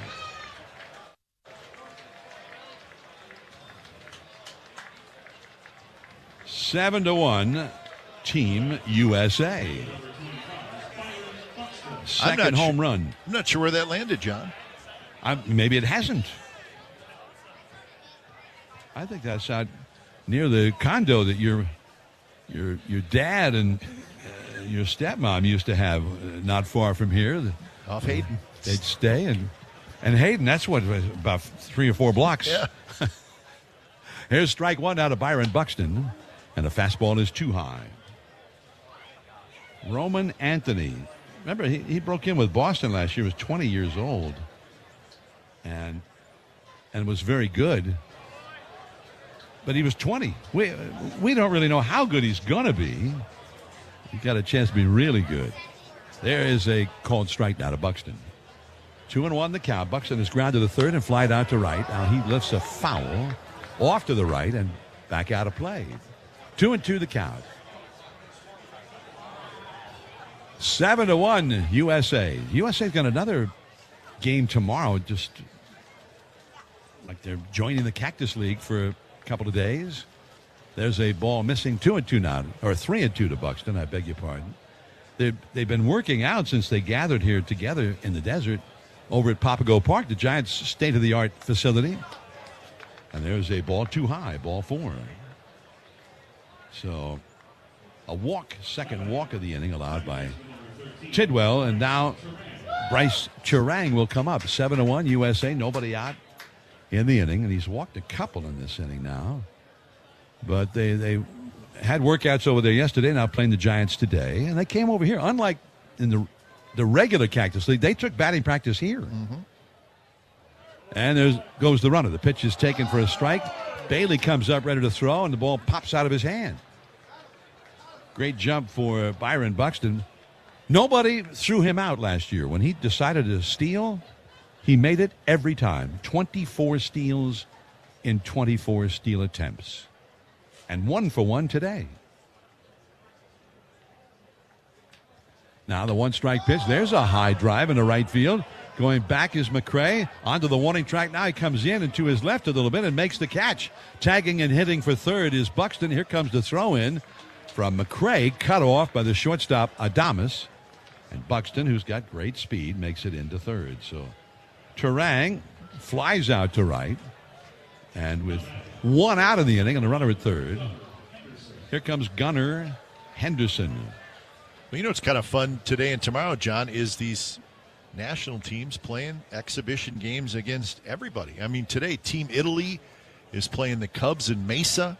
Great Britain's playing the Brewers in Maryvale. Now here is a called strike to Gunnar Henderson, left-handed hitting shortstop of the Baltimore Orioles. Team Cuba's playing the Royals in Surprise. Team Mexico playing the Diamondbacks just up the road at Talking Stick, and tomorrow will be the same way. Now here is a changeup, swung on and missed. 0-2 now to Gunnar Henderson. He's another really young guy. Some great young talent in the game right now. Gunnar, his first full year in the big leagues was 2 years ago, and he hit 37 home runs and played a great shortstop. 2-strike pitch, swing and a miss on a changeup. Struck him out. Good work there by Tidwell. He wanted to strike out with a runner at third and 1 out, and he got it. And now with Paul Goldschmidt coming up, here comes manager Tony Vitello out to the mound. And he may make a change here. And he does take the ball from Tidwell. 7-1, Team USA leading. Team USA will play just up the road. What is it, 5 or 6 miles from here? Yeah. Also in Scottsdale is Salt River Fields at Talking Stick, where both the Arizona Diamondbacks and Colorado Rockies play their. This time can't get it, and neither could the fan. Boy, that's where you don't wear flip-flops. Caminero strikes out, and the bat gets a 7.5 on the distance. But it's stuck to the landing. That's poked and that hits the umpire. The ball is in play, and it's a base hit for Frazier. Roberto Ortiz did what he could to try and get out of the way. Couldn't. Took the wrong direction. He just didn't know which way to go. I'm helping these kids be the best versions of themselves, and I'm also representing like where I came from. And in the Zilla team, I was working with a creative guy that was with Nike. I work with my best friend who manages this team with me, and we kind of just like put together like what we think would look cool. We went like Godzilla theme. You kind of get to help them grow up into a young man and help them just make the right steps forward, and that's really why I started to have impact. you guys make your own brisket here? Yes, we do. We are known by our brisket. Barbecue brisket sandwich. Quality is better than other places, and it looks good. We're ready to eat. We go to an average 500 briskets per game. We hear a lot from our fans. They want to try something with wrap, easy to eat. So we say, well, let's do like a brisket, wrap, and an egg roll. That's beautiful. You get the gold medal for culinary brisketry here in Texas. Yes. Here's Schwarber. Schwarber grounded out. And always a big crowd. They get 14,000, 15,000 for a game, especially with the Giants over there on the weekend. So that'll be fun. John, the new pitcher is left-hander Ricardo Estrada. So he's coming in just to get the final out here in the top of the 6th inning. 6th inning, 2 down, runner at third. And Paul Goldschmidt at the plate. Right-handed hitter, back with the Yankees now. And there's a fastball too high. Ball 1. Goldie, he began his career here in Arizona with the D-backs and used to torment Tim Lincecum, didn't he? Man. And the Giants in general. Now there's a called strike. He would come up watching the game on TV, and it would be like, oh, boy, this is not going to be good. One of his earliest home runs as a big leaguer was against Lincecum, and he kept hitting him against Lincecum and almost anybody with a Giants uniform. And there's a ball too high. Goldschmidt later was with the Cardinals, and as was Nolan Arenado, and they were both guys who tormented the Giants. They were almost like might as well have been the same guy as far as Giants pitchers were concerned. Here's a foul out of play off to the right. 2-2 the count to Goldschmidt. Runner at third, that is Buxton. 2 runs in. Team USA with a 7-1 lead. The pitch, very high for a ball. Well, I enjoy when they had these games here in the springtime. And I remember years ago, might have been 2006, the Giants had Matt Morris. And he was a veteran pitcher, long time with the Cardinals, great curveball. He came to the Giants that year. There's a swing, and there's a high drive down the right field line, slicing toward the corner. On the run is McRae into foul ground, and he makes the catch. Well done. He made it look so easy. And the inning is over. But I remember they were going to play Team USA in an exhibition here. That, I don't know, 20 years ago maybe. And they had a split squad. The other group of Giants was going to go play the Cubs, and they had Morris listed as pitching over there.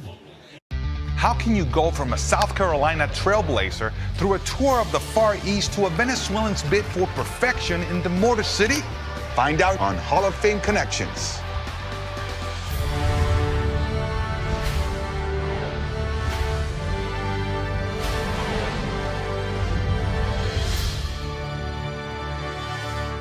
Following in the footsteps of those legends named Robinson meant that Dobie didn't always get the attention or the credit that he deserved. Baseball can be a little bit different, and things aren't always perfect, right? Biz, born James Raleigh Mackey, was a member of the 1923 Hilldale Club that won the first ever Eastern Colored League championship. This was reality for these players, and speaks of the segregation, a very somber time. In 1927, Biz Mackey took part in a 48-game tour of Japan. The 1927 tour was initiated by Japanese-American baseball pioneer Kenichi Zenemura.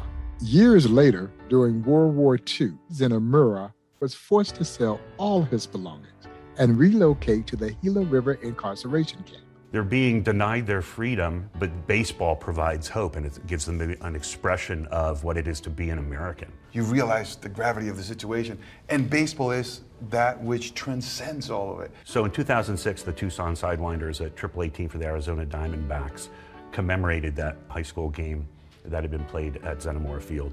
And then later that season, the Sidewinders win the championship of the league by beating the Toledo Mud Hens.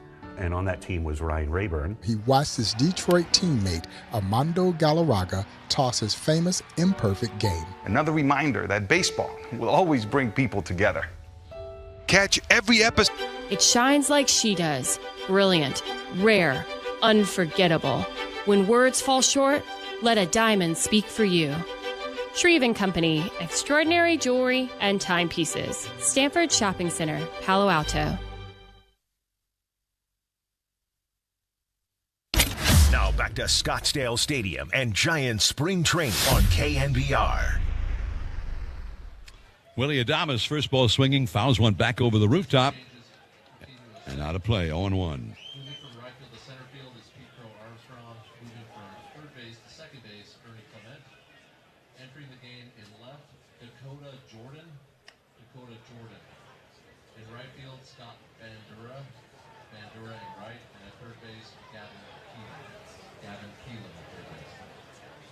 We got a list of changes. Here's a changeup now, a swinging strike by Adames. He had taken a ball out of play, that was out of the strike zone, and now he swings and misses, and the count is 1-2. Facing the left-hander, Matt Boyd, the right-handed hitter, the pitch, swing, and a foul back over the screen and out of play. A couple of Giants minor leaguers are now playing for Team USA, including Gavin Keelan, Giants first-round draft choice last year, out of the University of Tennessee, where he played for a coach named Tony Vitello. Here's a ball outside. 2-2 to Adames, who has doubled and scored the Giants' run, and he has also struck out. Vandura for the Giants minor league camp is in right field, and Keelan is at third. There's a drive down the left field line. That is hooking, and foul. Bummer, dude. And the count is still 2-2. Pete Crow Armstrong has moved from right field to center field. Ernie Clement has moved from third base to second base as Chirang is out. So it's Goldschmidt at first, Clement at second, Gunnar Henderson at short, and now Gavin Keelan from the Giants minor league system at third base, and Dakota Jordan from the minor league system in left field. Here's another foul back and just beneath us into the crowd behind the plate. 2-2. So Dakota Jordan, it was one of the Giants' pretty good big time. Yeah, San Jose. And he's in left. The Cubs, Pete Crow Armstrong in center, and another Giants, Vandura in right. There's a bouncer foul. So if you're wondering, well, wait, what the heck? Giants minor leaguers playing for Team USA? Well, that's what they do. Giants brought over 5 or 6 position players, 4 or 5 pitchers from their minor league system, and they then fill in for Team USA if Team USA wants to take their starters out. Now a swing and a high foul off the left field line. Kind of fun, right? Yeah. I remember in the last tournament 3 years ago, Team USA played here. And late in the game, the only thing I remember is some guys from the Giants minor league camp came over, and they were facing the Giants, and they started giving it up. The Giants started scoring a lot of runs against it. Here's the 2-2 pitch. Swing and a miss. He struck him out on a high fastball. And that's Boyd's game. That fastball up, maybe a little bit out of the strike zone, and he powered it by him. So one away, and here is Casey Schmidt in the spot in the order where Matt Chapman started the game. Chapman went 0 for 2, helped set up the Giants' first run with a ground out. Schmidt, right-handed batter, the pitch to him. High and away for ball 1. You think about it, John. I mean, let's just say Gavin Keelan, who the Giants' #1 draft pick, he gets to stand next to Gunnar Henderson. And if he gets a ground ball, he's throwing it to Paul Goldschmidt. Here's a ball too high. Both all-stars. Yeah. Even Gunnar Henderson's a young guy, probably similar age. He's pretty young, but he's established himself as a top big leaguer in the American League. Now, there is a called strike with a curveball on a 2-0 count. He threw in the breaking ball. 2-1. The Giants trailing 7-1. Now a high fastball, swinging strike. Dave Greshner, not unusual to see him here in the Cactus League, the Giants game, but today he's the head trainer for Team USA. He's one of the Giants personnel who's left the team.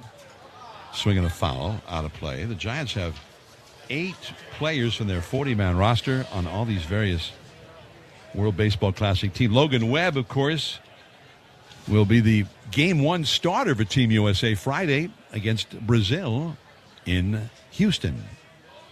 2-2 pitch. There's a foul out of play off to the right. That game will be on the, is it Fox FS1, their cable channel? I believe you are correct, yes. The first game of the tournament, they'll start a day or two earlier in Japan than everybody else. Here's a little dribbler up the first base side. Off the mound to get it is Boyd. He spins around and slings one over to first to retire. Schmidt. So 2 down, and now here comes Mark DeRosa. He's got some action going in the bullpen, and DeRosa, with 2 down and nobody on, is going to bring in somebody else here. And out on deck for the Giants is Barry Cotto, but Bailey is due up, and he went back into the dugout. So that's all for the left-hander, Matt Boyd, who pitches 2 2/3 innings scorelessly. It'll be, I think it must be tonight at 7 o'clock Pacific time. The China Taipei will take on Australia in Tokyo. So it starts already. Okay. But it'll be tomorrow here. But it'll be tonight, 7 p.m. Pacific time here. Okay. Oh, I see what you're saying. But it'll be maybe noontime in Tokyo tomorrow, first game of the actual tournament. And then if you want to stay up at 2 a.m. tonight or after midnight tomorrow, Czechoslovakia will take on South Korea. And that means the grandson of the wind will be in action. I'm staying for Korea. up. I'm staying up. Jung-Hoo Lee. Yeah. So he'll, by the way, I looked it up. He hit .429. And that kind of put him on a lot of teams' radar, especially the Giants, apparently. In the last tournament for Korea, 6 hits, 14 at-bats, in addition to stealing bases and showing speed and a great arm and the whole bit in the outfield. So. Standing out on the national stage, probably a good idea. Did you see the Dusty Baker stuff? Of course, Dusty Baker is the manager of Team Nicaragua.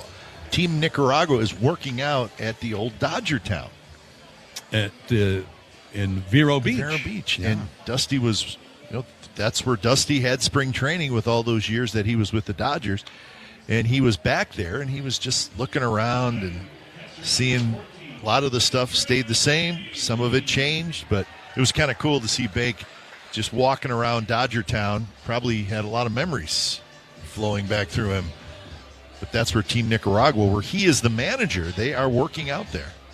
The Dodgers, going back to their days in Brooklyn, started having spring training in Vero Beach at an old military base, and the players all used to stay there and sleep in the barracks and whatnot.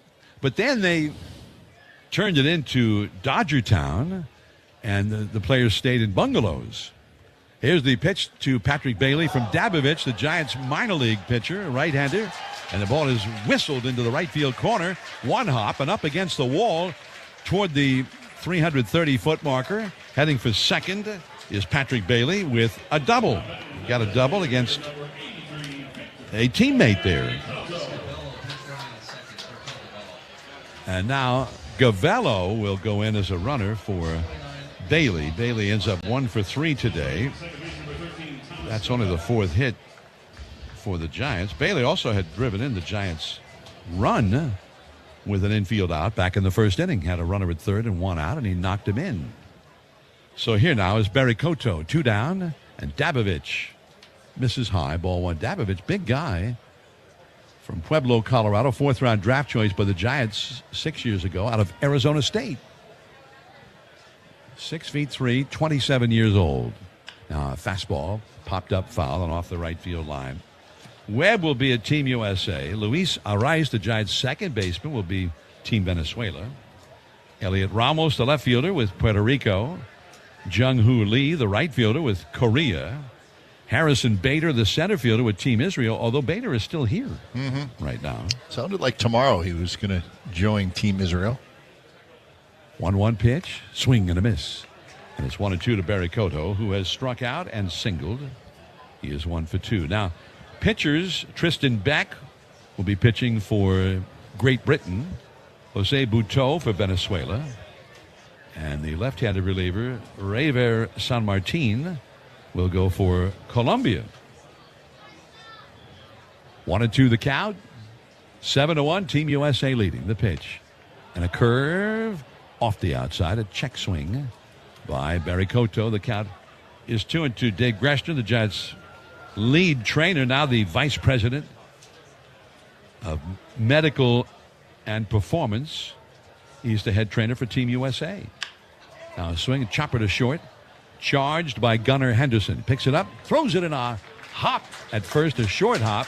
Pulled out by Goldschmidt, as he's been doing for about, what, all 37 years he's been in the big leagues. The inning is over. We head to the 7th inning now. It will be well, let's see, who else?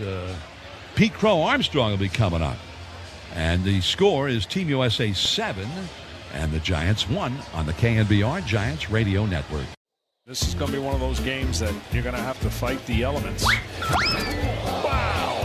And I don't think that'll be the last bat toss we see tonight. I would imagine not. As he slid behind Neto, took out his legs, but Neto held onto the ball. Check out what our cameras caught. That's right. Smacking himself in the face. He really likes to pump himself up and make himself angry. Oh, he used the hand. That's pretty nice. Yeah, take a bow. All right, absolutely. And here's Schwarber. Schwarber grounded out his first time up, and that ball's crushed deep to right field. Hernandez doesn't even move. It is long gone. It's off the roof of the pavilion in right field. Kyle Schwarber, his first postseason home run of the year. It's his 22nd of his career. And with a lightning strike, the Phillies tie it up at 1. Well, I would say Kyle's second time through, I like the approach. Wow. Well, the first home run for the Phils this postseason. I want to ask you about food. What is something that you have to eat to be the judge? Oh, Aaron Judge! Send him to Monument Park now! We got some good chefs in New York. They've been cooking up some nice chopped cheeses, and that kind of, it gets you, yeah. I don't know if I should tell the kids that they should be eating chopped cheese before a game. Before the game, probably steak. That's usually what I go to. I like a steak, no vegetables. No vegetables? No vegetables. No, is it straight protein? Yeah. I'm helping these kids be the best versions of themselves. I'm also representing like what Baseball on the sports leader.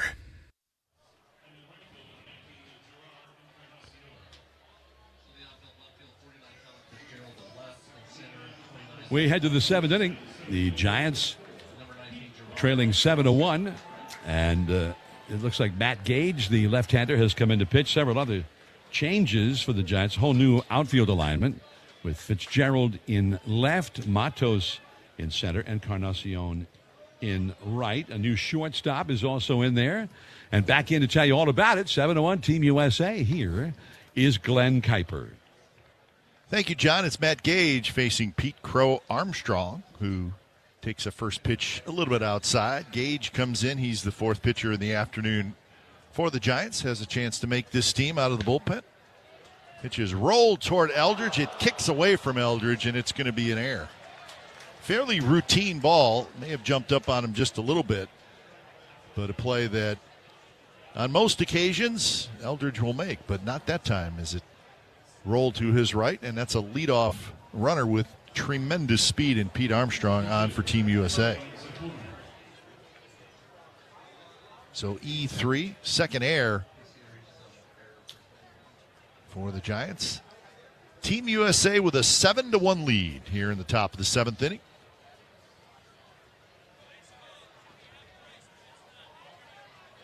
Matt Gage. He delivers, and the first pitch is a little bit down and away. This looks like Scott Bandera, one of the Giants minor leaguers that has come over. Bandera now in the game in right field. Left-handed hitter. Armstrong goes. Susak, the new catcher's throw to second base is late, and Pete Crow Armstrong with terrific speed has a stolen base. The pitch was a ball, so now it's 2-0. Okay, it's actually This is the DH spot. This is Schwarber's spot, and it's Charlie Zinconi. Charlie Zinconi, who is really highly thought of in the Giants organization. Strong left-handed hitter. So Zinconi is the hitter, and the pitch is outside, and now it's 3-0. So I said Scott Bandura, but Bandura is in the game. He's just batting lower in the order. So this is the DH spot. 3-0 to Charlie Zinconi. And there's a strike from Gage. Matt Gage, 33 years old. Pitched in 27 games for the Giants last year, 0-1 with a 3.91 ERA.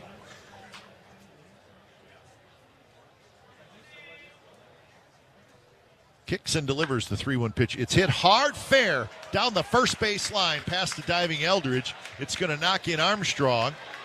And Zinconi is going to stop at second. He's got an RBI double to make it 8-1 Team USA.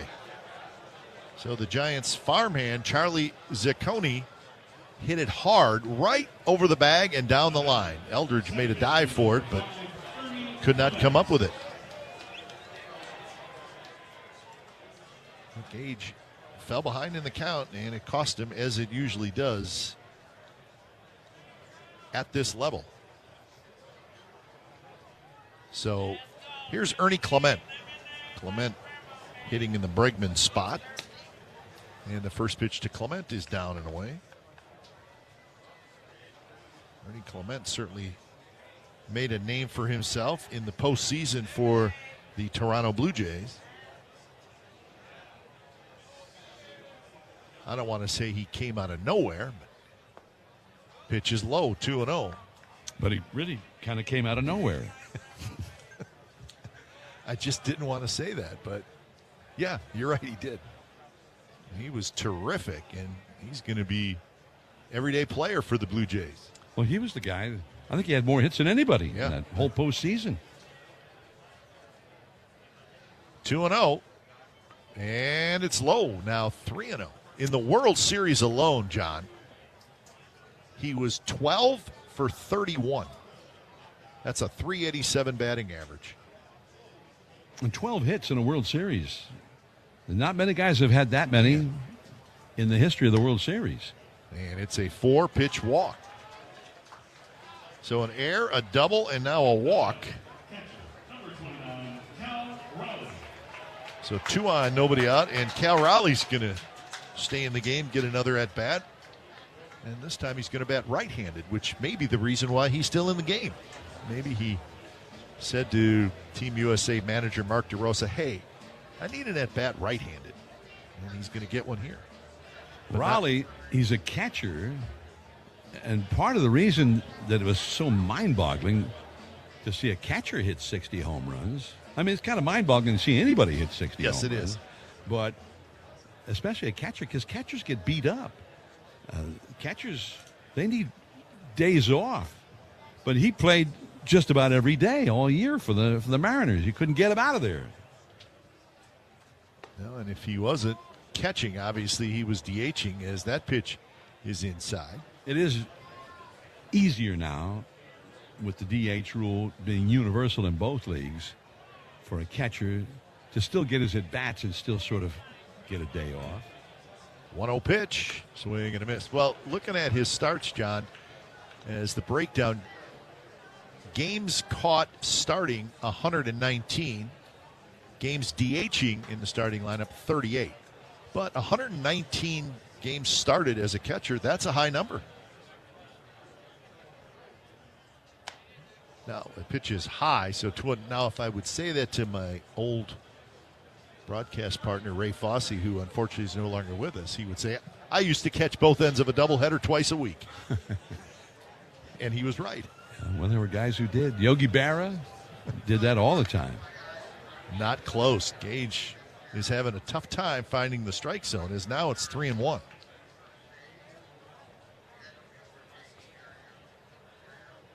Now, Raleigh, and being a DH is not exactly the same as getting a day off, especially Raleigh was hitting home runs and getting walks and running the bases. while he was certainly oftentimes nursing little injuries. Raleigh hits a high fly ball to right field.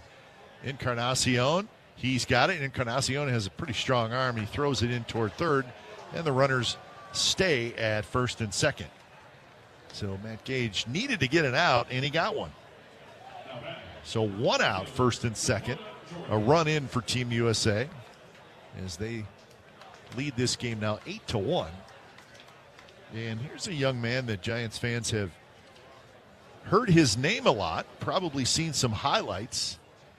Dakota Jordan, very highly thought of prospect in the Giants minor league system. And he takes a first pitch strike on the outside corner. He's very strong. Football player at Mississippi State, pretty high draft pick by the Giants a couple years ago, and put together a great year at San Jose. Dakota Jordan. Good speed, good power. And he hits this one on a line past Christian Koss and into center field for a base hit. It's going to knock home a run, and that will make it 9-1. It was a hot shot, short hop that Koss went to backhand, but it was a very difficult play. And it will go as a base hit and an RBI, and a nice moment for Dakota Jordan over from the Giants minor league complex. Facing a guy who has big league experience, got into 30-plus games for the Giants last year. Been around a long time. So 2 on, still only 1 out with 2 runs in. And this is Scott Bandera. I put him in the game earlier. He's a left-handed hitting outfielder in the Giants minor league system, and he takes a first pitch ball from Gage. So Matt Gage not having any fun right now. Clemente at second, Dakota Jordan at first, and there's a strike to even up the count at 1-1. He's only gotten 1 out, and that was his 20th pitch already in this inning. 9 runs, 11 hits, no errors for Team USA. 1-4-2 for the Giants. Gage a long look toward Clemente at second, and the 1-1 is inside. And when we say the Giants, none of the 3 regular outfielders are here for the Giants. The regular second baseman is not here. The regular first baseman, he's here, but he's not playing right now with a hamstring tightness. They have an abundance of caution with Rafi Devers. So Chapman started at third, Adama started at second, and Bailey started behind the plate. And that was it for the starters. Yeah, even the DH was out of the Giants system, Barry Cotto. So 2-2 pitch is a high fastball, and Bandera strikes out. So that is out number 2 here in the top of the 7th with a pair of runs in. It was kind of easier to tell you who is here among the regulars than the guys who aren't. Well, here's Gavin Keelan. He was the Giants' #1 pick last year. Left-handed hitter, and he fouls it straight back. Keelan considered to be one of the most advanced hitters, most advanced college hitters in last year's draft out of the University of Tennessee. We saw him over in Mesa at Hohokam Park on Saturday. Came in late in the game at second base. And he cues one foul, just kind of rolls it down the third base line past Casey Schmidt. And when the Giants made him their first-round draft choice, I thought that we had heard that he was kind of a work in progress defensively, but it was his offensive game that was really advanced. But he turned a double play faster than anybody. It was remarkable how quickly he made that pivot in the turn to first. And he hits one hard into left field, a base hit. Throw to the plate is offline. Clement's going to score, and another Giants farmhand, Gavin Keelan, just hit a hard ground ball right to the 5.5 hole, and he's going to pick up an RBI. And now it's a 3-run inning to give Team USA a 10-1 lead. Well, 3 of these hits in the inning are from the Giants farm system, from the minor league system, from the minor league camp. I don't think that's going to make Matt Gage feel any better, but a thrill for the youngsters, no doubt about that. And Matt Gage, who got a couple outs. Remember, the inning started with an error, so that certainly did not help, but he ended up giving up 3 hits, a walk, and 3 runs. So Matt Gage will head back to the dugout as Tony Vitello has come out, and we will have a new pitcher for the Giants. Let's pause now for station identification on the KNBR Giants radio network. This is the flagship of Giants baseball. Double play! KNBR and KNBR FM San Francisco, the sports leader. So Greg Ferrone, a left-hander, comes in out of the bullpen as he will be pitcher number 5 for the Giants. Tony Vitello heads back to the dugout. And, John, it was pretty funny today. Tony Vitello meets with the media every morning, and he was sitting there talking to quite a big contingent with the Team USA in town. And he said, my dad is here, which is very exciting. Of course, Greg Vitello, a longtime high school baseball coach, just kind of a lifer in the game of baseball. And he said, Tony said, he goes, but right now I think he's on the back field, and I need to probably get out there to make sure that he hasn't, taken over a drill that the big leaguers are doing, because that's the coach in him. Tony said, I need to just get out there and make sure he's, not hitting fungos to the big leaguers. Well, his dad was a sort of a legendary coach in the St. Louis area, but he grew up in Chicago, so was always a great Cubs fan. And even in St. Louis, and Tony Vitello grew up in St. Louis, but they were all kind of, because of their dad, kind of kept a close look at what was going on with the Cubs. Mm-hmm. But when the Cubs got to Game 7 of the World Series in 2016, he and his brothers took their dad as a surprise to that game. He was there. Yeah. That's great. Gunnar Henderson is the hitter as he takes a ball from Greg Ferrone, another minor leaguer for the Giants. This time, though, it's a minor leaguer that's pitching for the Giants and not playing for Team USA. But he faces Gunnar Henderson, who hits one toward right center field. That's going to get down for a base hit. Matos gets over there to cut it off, but it's in deep right center field. 1 run's going to score, 2 runs are going to score, and all 3 runs are going to score.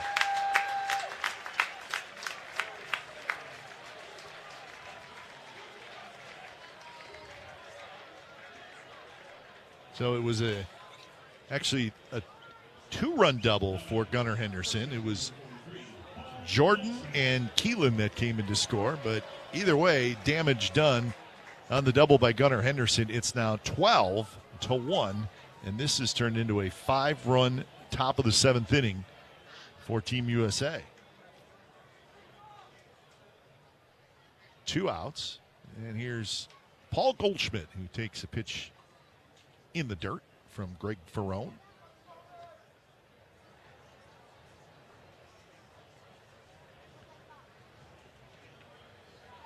So you do have these occasionally in spring training, but it's turned into an ugly inning. Goldschmidt takes inside 2-0. 12 runs now, 13 hits for Team USA. They lead 12-1 here in the top of the 7th. 2-0 pitch. Goldschmidt hits one foul off the netting right above Team USA's dugout. One of the players picks it up, flips it over the screen into the first row to a youngster.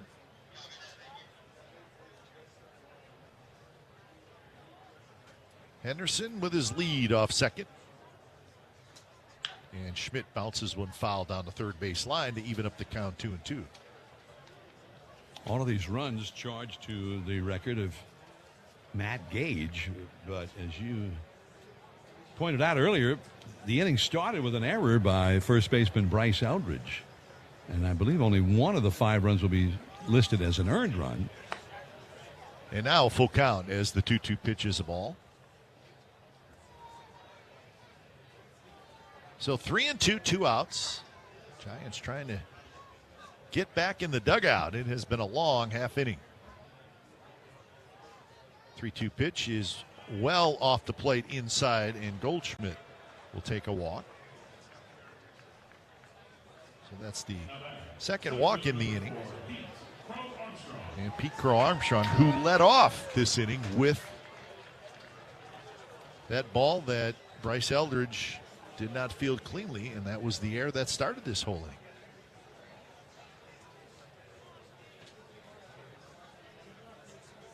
And I think you are right, John, as the first pitch to Armstrong is a strike for Gage. 2/3 of an inning, 3 hits, 5 runs, 1 earned. And he threw 26 pitches.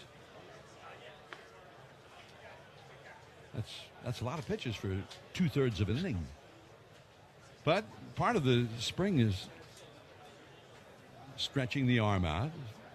A lot of veteran pitchers will tell you that you need 1 or 2 of those to really build up the strength in your arm. That it can be beneficial in terms of that number 1 goal. If you're Matt Gage, though, you're also trying to make this club. Trying to get outs. 2-1 the count to Pete Crow Armstrong. And he smokes one down the right field line, and that's going to roll into the corner. 1 run's going to score, and they'll hold Goldschmidt at third. So it's an RBI double for Pete Crow Armstrong, and the inning rolls on. It's now a 6-run inning.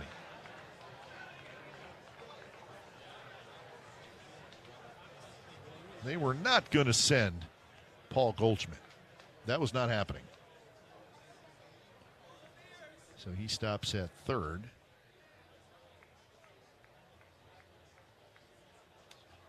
Scott Message, the Giants' new pitching coach, with the new manager, Tony Vitello, here. Out to the mound now to offer some advice to Ferrone, the left-hander, over from the minor league camp. Fans, here's a look ahead at a date you might want to think about getting your tickets for now. The Giants will be home at Oracle Park on Sunday, May the 10th. That is Mother's Day. Great day to bring the whole fam, bring mom and all the fam. Giants take on the Pirates that day. The first 15,000 fans receive a quilted tote bag presented by UCSF Health. So first pitch swinging, and the Giants are going to get out of the inning on the ground ball to Christian Koss. So that's how it ends, as Zacconi makes the final out on the ground ball. But it was a long one, and it was a tough one for the Giants, as Team USA scores 6 times. So we have reached... Jim Thorpe's resume reads like a work of pure fiction. So he's in the Pro Football Hall of Fame. He's in the College Football Hall of Fame. He got Olympic medals for the decathlon and the pentathlon. He's the greatest at I thought I was an athlete, Lindsey. Thorpe finished his Major League Baseball career with the Boston Braves in 1919, where he played alongside an outfielder named Les Mann.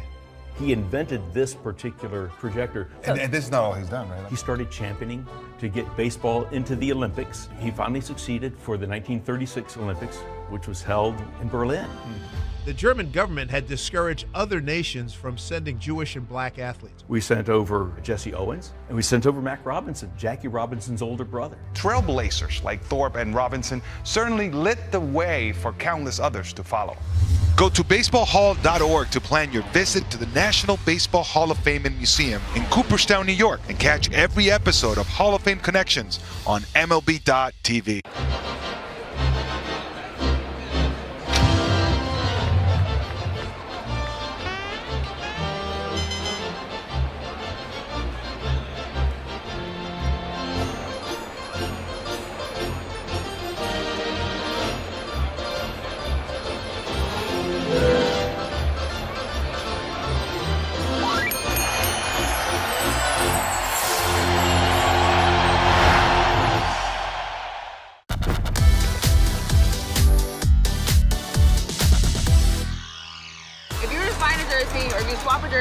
One of the players on the National League, who would it be? Who would you pick?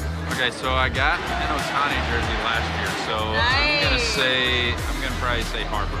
Maybe Judge. He's one of the greatest to play the game in the last 5, 6, 7 years, so it'd be cool to have his jersey. Ellie's been fun to watch. Yeah, Ellie'd be a cool one. I mean, his jersey would probably be too big for me. It'd probably go down to my knees.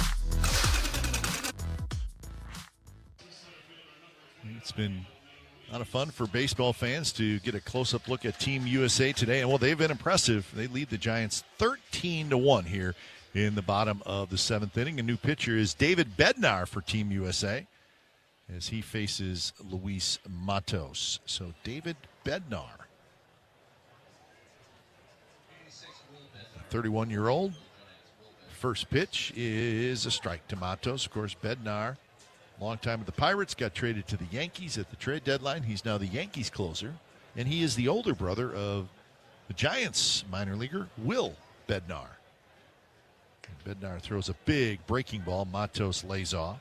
And just as he was throwing his first pitch of this, David Bednar, his kid brother, the Giants' Will Bednar, started heating up in the Giants bullpen. Well, that's kind of fun. We thought that they were both scheduled to pitch today, and it looks like that's going to happen. 1-1 to Matos. He hits a little pop-up, shallow left field. That's Dakota Jordan coming in, and he grabs it for out number 1. And that'll bring up Gerard Encarnacion. Bednar was not having a very good season with the Pirates last year at the time of the trade, but he ended up, because the Giants' former closer had gone to the Yankees, and he was not doing that well. Nope. And then Bednar came in, and he did extremely well. Helped them win the division title, get to the postseason. Whatever was the problem with him in Pittsburgh, it seemed to get resolved. That ball's hit hard, a smash, knocked down by Ernie Clement, the second baseman. He picks it up and throws out Encarnacion. That was loud contact. Clement was shaded over behind second base, and he was right there. And he had to wrestle with it just a little bit, but he ends up throwing out Encarnacion. So with 2 outs, Buddy Kennedy will hit. This is Christian Koss's spot. Buddy Kennedy, right-handed hitter. Big breaking ball drops in for a strike from Bednar. Kennedy was the hero yesterday over in Glendale. He hit a 2-out, 9th inning home run against the White Sox to break a 5-5 tie. And the Giants held on to win the game 6-5 over the Sox. Pitches outside in the dirt. And the count 1-1 to Buddy Kennedy.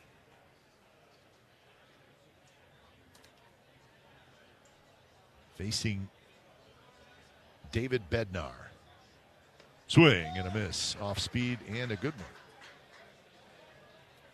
And Bednar is 6 years older than Will.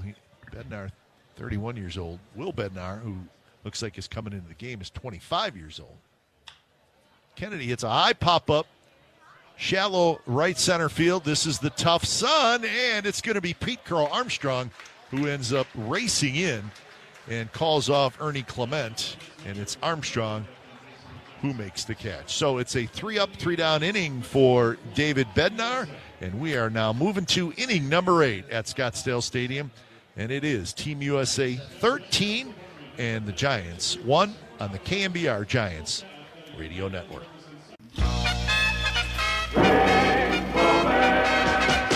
Fly ball in foul territory. Mike Felder was there, but could not hold on to the ball. Like he had it.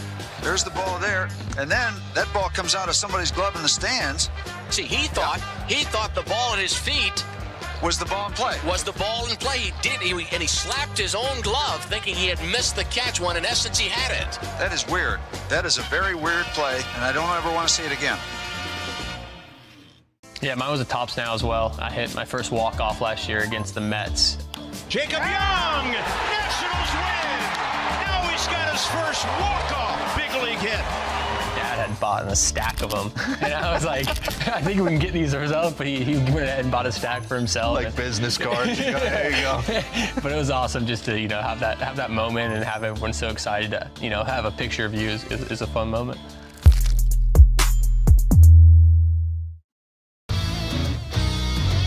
Oppo Taco. I'm gonna guess it's an opposite field, upper deck, maybe something like a home run to the opposite field. Yeah. You got it. This is a good one. A hack. I don't know. I mean, is it the same as like the layman's term hack, like a bad chef? You've guessed correctly. Okay. Someone's a hack, someone that's just nailing it in. Yeah. They're not putting their heart into it. Taken out of the game as a pitcher, but the Ohtani rule allows him to stay in as the DH. Ohtani, did he? Ohtani has done it again! His third home run! An all-time game for an all-time player. 3 homers. He makes it 5-0. 114 off the bat, and this one only 427. It's the opposite way. Yeah, he's alive. He's back. For the 8th inning, it's 13-1, Team USA. New pitcher is Will Bednar. John, take it away.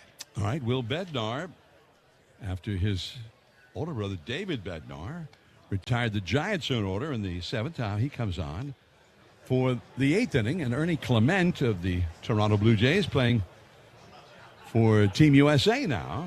Up for the 2nd time. He walked his first time, and he takes ball 1. Will Bednar, he'd been hurt most of the time in the Giants farm system. Now there's a ground ball towards short, cutting over from third.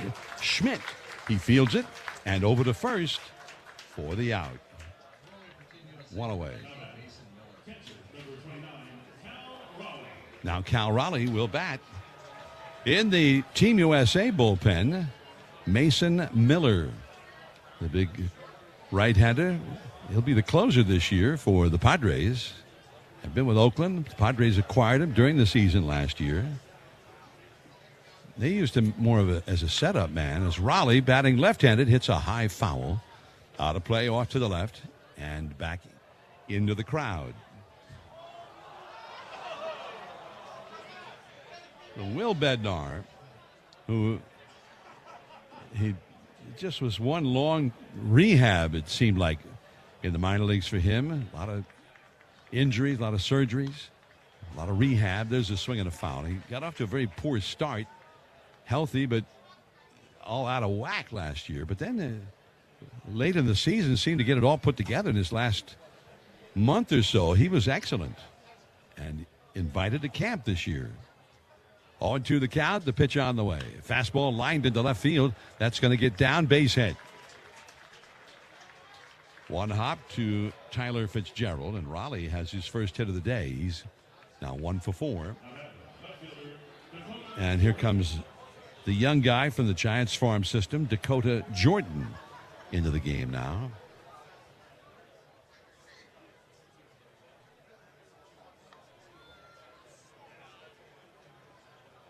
Will Bednar, 25 years old. Giants first-round draft choice 5 years ago, 2021, out of Mississippi State. Here's Dakota Jordan, right-handed batter. Swinging and a miss. Power to fastball right by him at 96 miles an hour.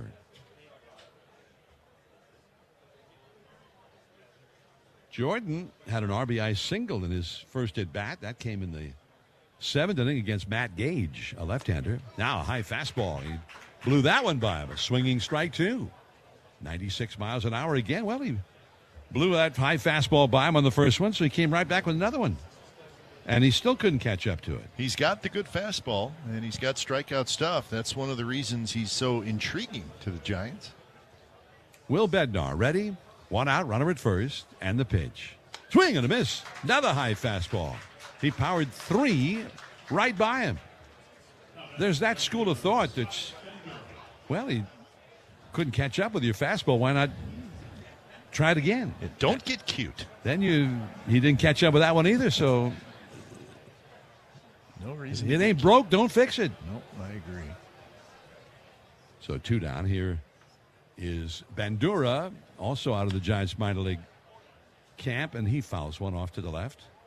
Of course, the Team USA gathered, and they started workouts yesterday as a group over at Papago Park with all the Giants minor leaguers. So that's right.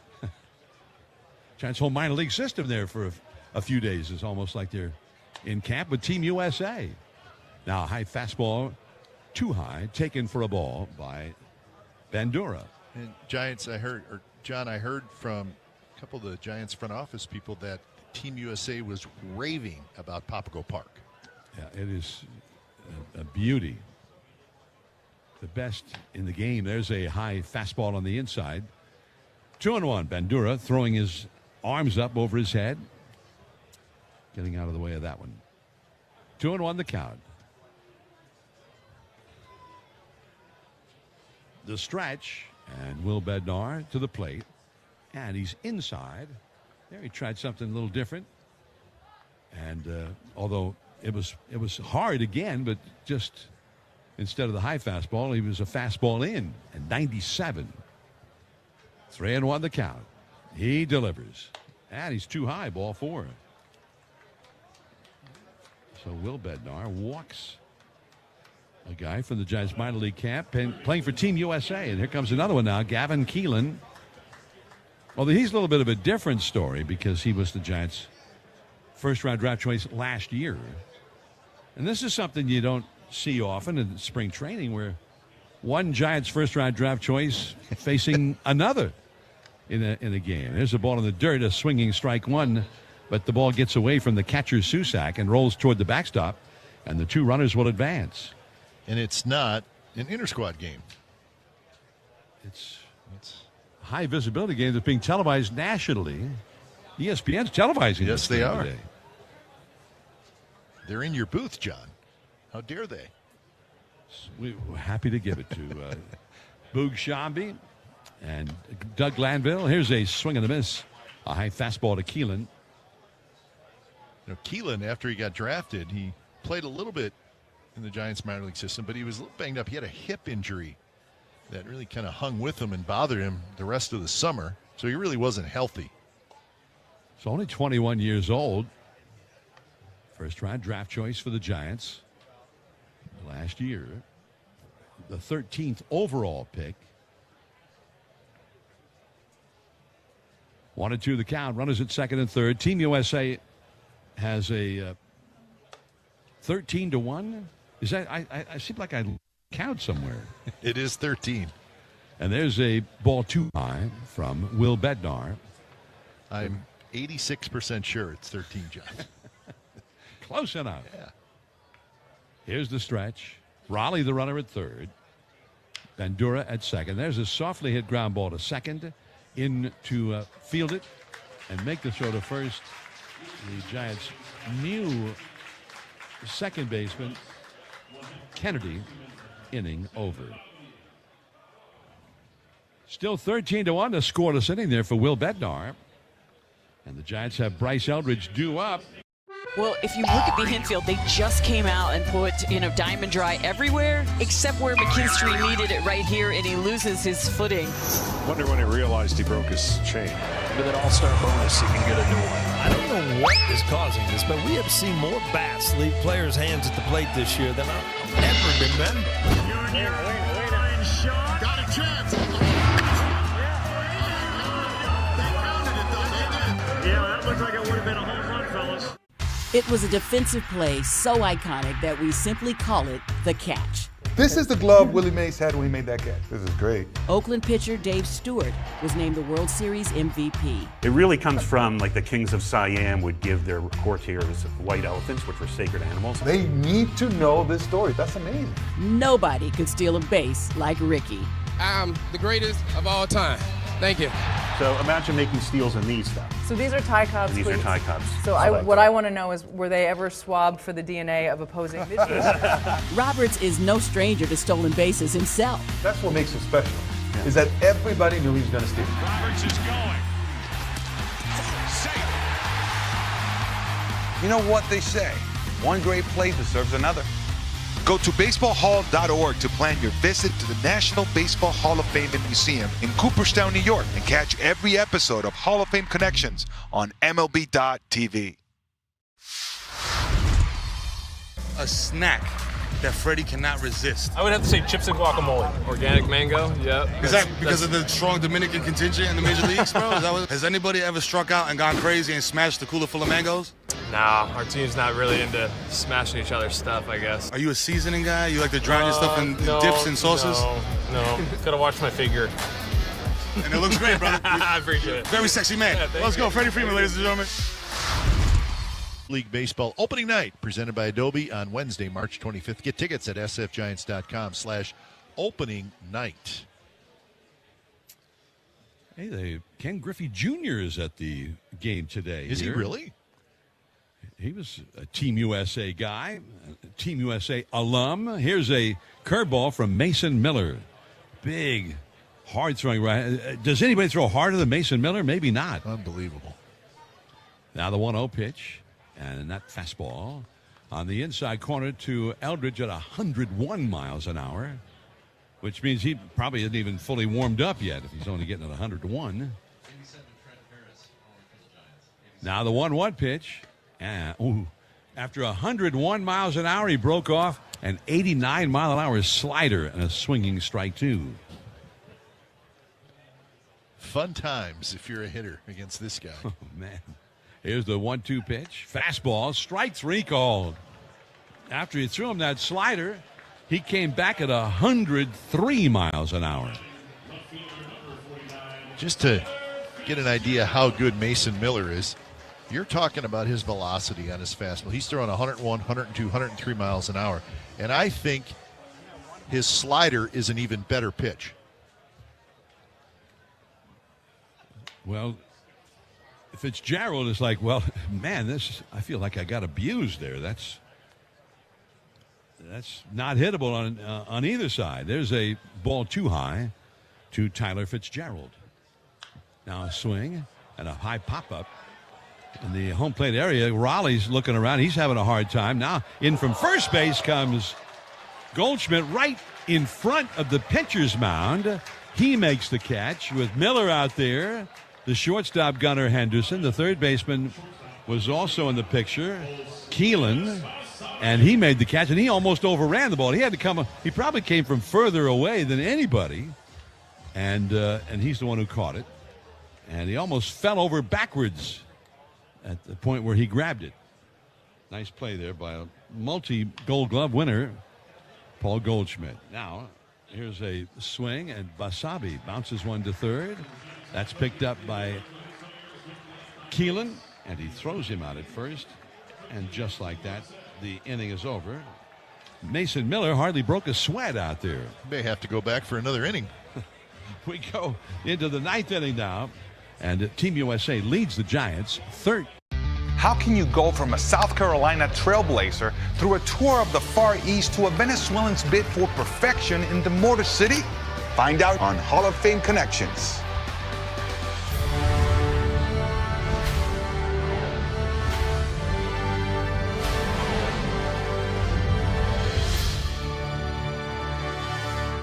Following in the footsteps of those legends named Robinson meant that Dobie didn't always get the attention or the credit that he deserved. Baseball can be a little bit different, and things aren't always perfect, right? Biz, born James Raleigh Mackey, was a member of the 1923 Hilldale Club that won the first ever Eastern Colored League championship. This was reality for these players, and speaks of the segregation, a very somber time. In 1927, Biz Mackey took part in a 48-game tour of Japan. The 1927 tour was initiated by Japanese-American baseball pioneer Kenichi Zenemura.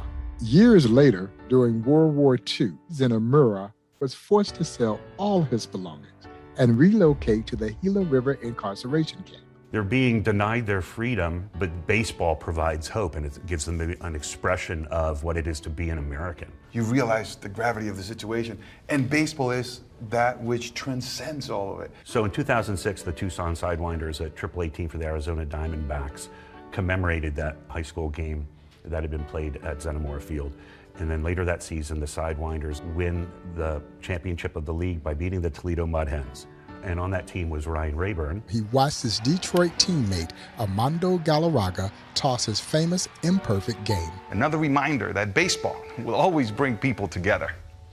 Catch every episode of Hall of Fame Connections on MLB.tv and discover your own connections to the game at baseballhall.org.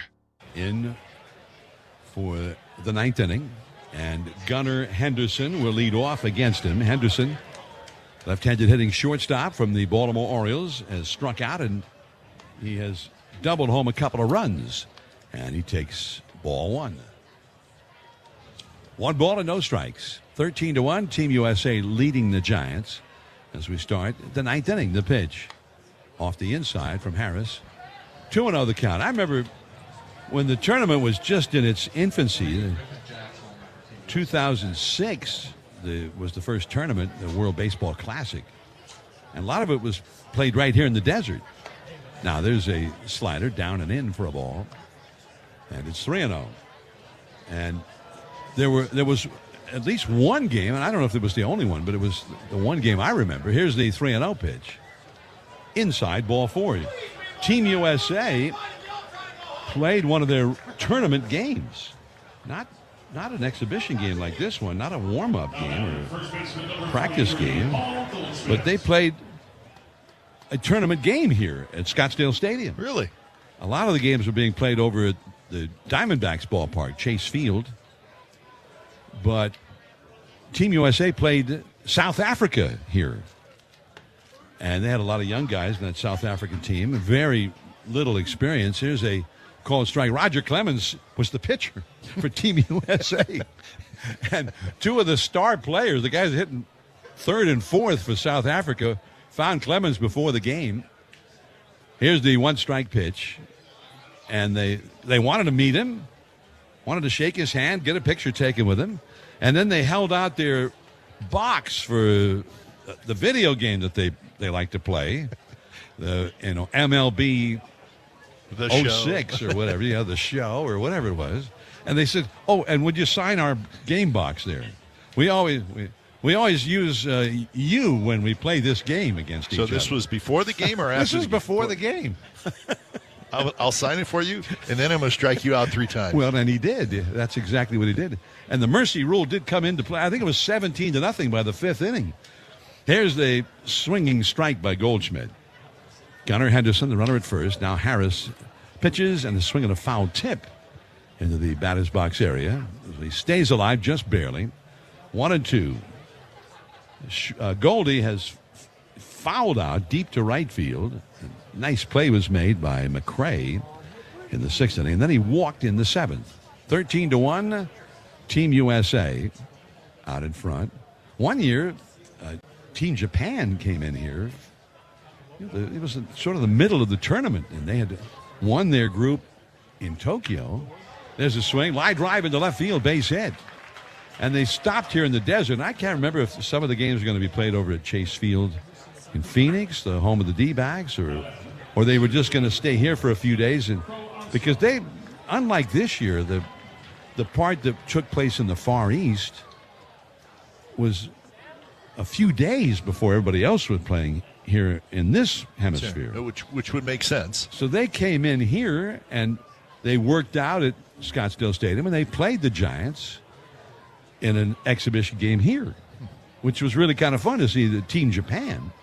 Here's in this ballpark. There's a swing and a foul, pass first and on down the right field line. Team Japan won the first 2 World Baseball Classics, which I had the pleasure, along with the late Joe Morgan, we broadcast the finals each year in those first 2 tournaments in 06 and 09. And Sadaharu Oh, the legendary home run slugger of the Tokyo Giants, he was the manager for the Team Japan. There's a swinging strike. It's 0-2 now to Pete Crow Armstrong. Team Japan has won 3 of the 5 WBC tournaments. USA has won 1. Dominican Republic has won 1. And Team USA, I believe, the one year they had the finals at Oracle Park, where it might have had a different name at that time. 0-2 the count, the pitch. Swing and a miss on a ball that's dropped by Susak. Nasty looking breaking ball there from Trent Harris. So Pete Crow Armstrong is down on strikes. Well, John, the good discussion now is who has the better lineup, the Dominican Republic or Team USA? And Well, you can make pretty strong cases for both. Now here's the ball in the dirt from Harris, and a nice save there by Susak. As with 1 out, still runners at first and second. But I remember that year that they had the finals in San Francisco. And Buster Posey was on that team. Uh-huh. And Buster did talk about it was one of the most fun things he ever did. And that must have been when they won it. And Brandon Crawford was on that team. And they did. They won that. Now here's the ball inside. Yeah, that was 2017 when Team USA won. And I think at one point, the two games, I think they had to beat the Dominican Republic in one of the games and Japan in one of the games in that Final Four that year. 2-0 the count, the pitch. And a fastball in there for a called strike. 94-mile-an-hour fastball from Harris. Harris, he comes kind of straight over the top. Yes, he does. Henderson at second. That's Gunnar Henderson. Paul Goldschmidt at first. 2-1 pitch. A little bit low with the slider, and the count is 3-1.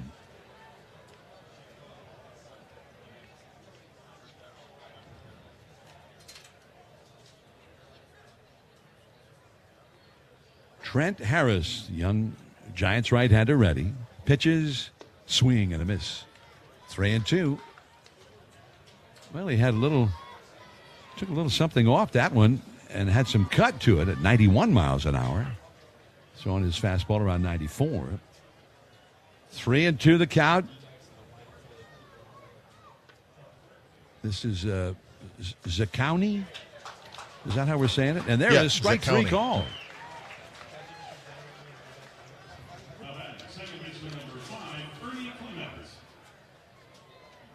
So Zakowny, who's from the Giants minor league system, a former 9th-round draft choice of the Giants. He was just drafted 3 years ago. So here is Ernie Clement. Now he lines one into right field, base hit. One hop, and then it's booted out there by Encarnacion, but already having been held up at third was Gunnar Henderson. Team USA's third base coach is Dino Ebel. The Dodgers' regular third base coach, George Lombard. He's also been with the Dodgers. He's the first base coach. Ernie Clement, who was a base hit machine in the postseason last year, gets a base hit here. And with the bases loaded, 2 down, here is Cal Raleigh. He started the game. He's already had 5 plate appearances. He's still in there, batting left-handed now. Got his first hit, a single in the 8th inning. Also got a walk in the 6th inning. And he takes ball 1 too high. Team USA leading the Giants 13-1. The pitch, and a swinging strike. Man, he just broke down Cal Raleigh's swing right there with a hard, low slider. Got him to go out of the strike zone. And in the middle of the swing, Raleigh was like, what am I swinging at that for? Now the 1-1 pitch. Swing, and it's muscled into shallow center. That's falling and in there. Base hit. Base hit for Raleigh. Henderson scores from third. Goldschmidt scores from second. And going to third is Ernie Clement. 2-run single for Raleigh. 15-1. Team USA. So here comes another Giants minor league system player, and a good one, Dakota Jordan, who's had an RBI single, but has also struck out. And his 2 at-bats for Team USA. And out to the mound now goes the catcher, Daniel Susak. Giants have some action going in their bullpen. So I don't know if they're hurriedly trying to get somebody ready. 22 pitches have been thrown in this inning by Harris. Marquise Johnson is warming up in the bullpen.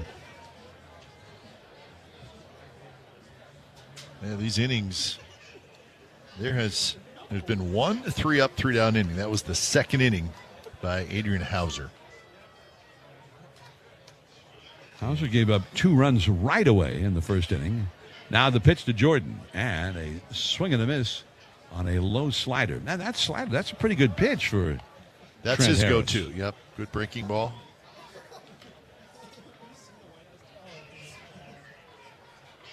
Harris was in AA and AAA for the Giants last year.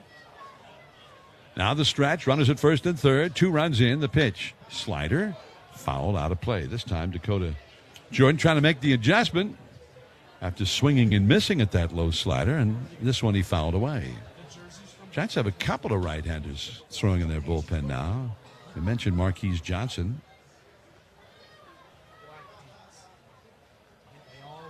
Now the stretch. And the 0-2 pitch. Fouled, out of play off to the right. We were told before the game they were going to play 10 innings. Yeah, I heard that too, and I don't know if that's still on. I don't know if they need. It seems like Team USA.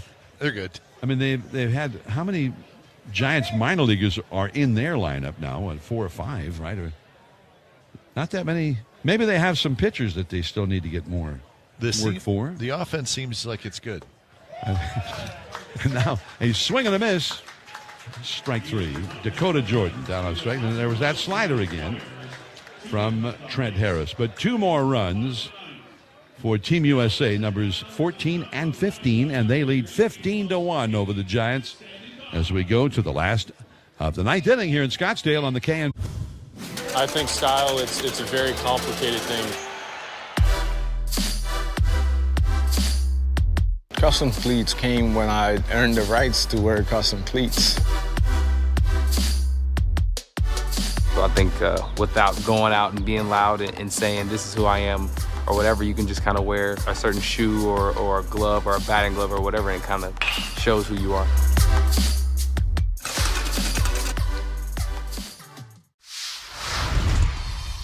A snack that Freddie cannot resist. I would have to say chips and guacamole. Organic mango, yep. Is that because of the strong Dominican contingent in the major leagues, bro? Has anybody ever struck out and gone crazy and smashed the cooler full of mangoes? Nah, our team's not really into smashing each other's stuff, I guess. Are you a seasoning guy? You like to drown your stuff in dips and sauces? No. Gotta watch my figure. And it looks great, brother. I appreciate it. Very sexy man. Yeah, Let's go, Freddie Freeman, ladies and gentlemen.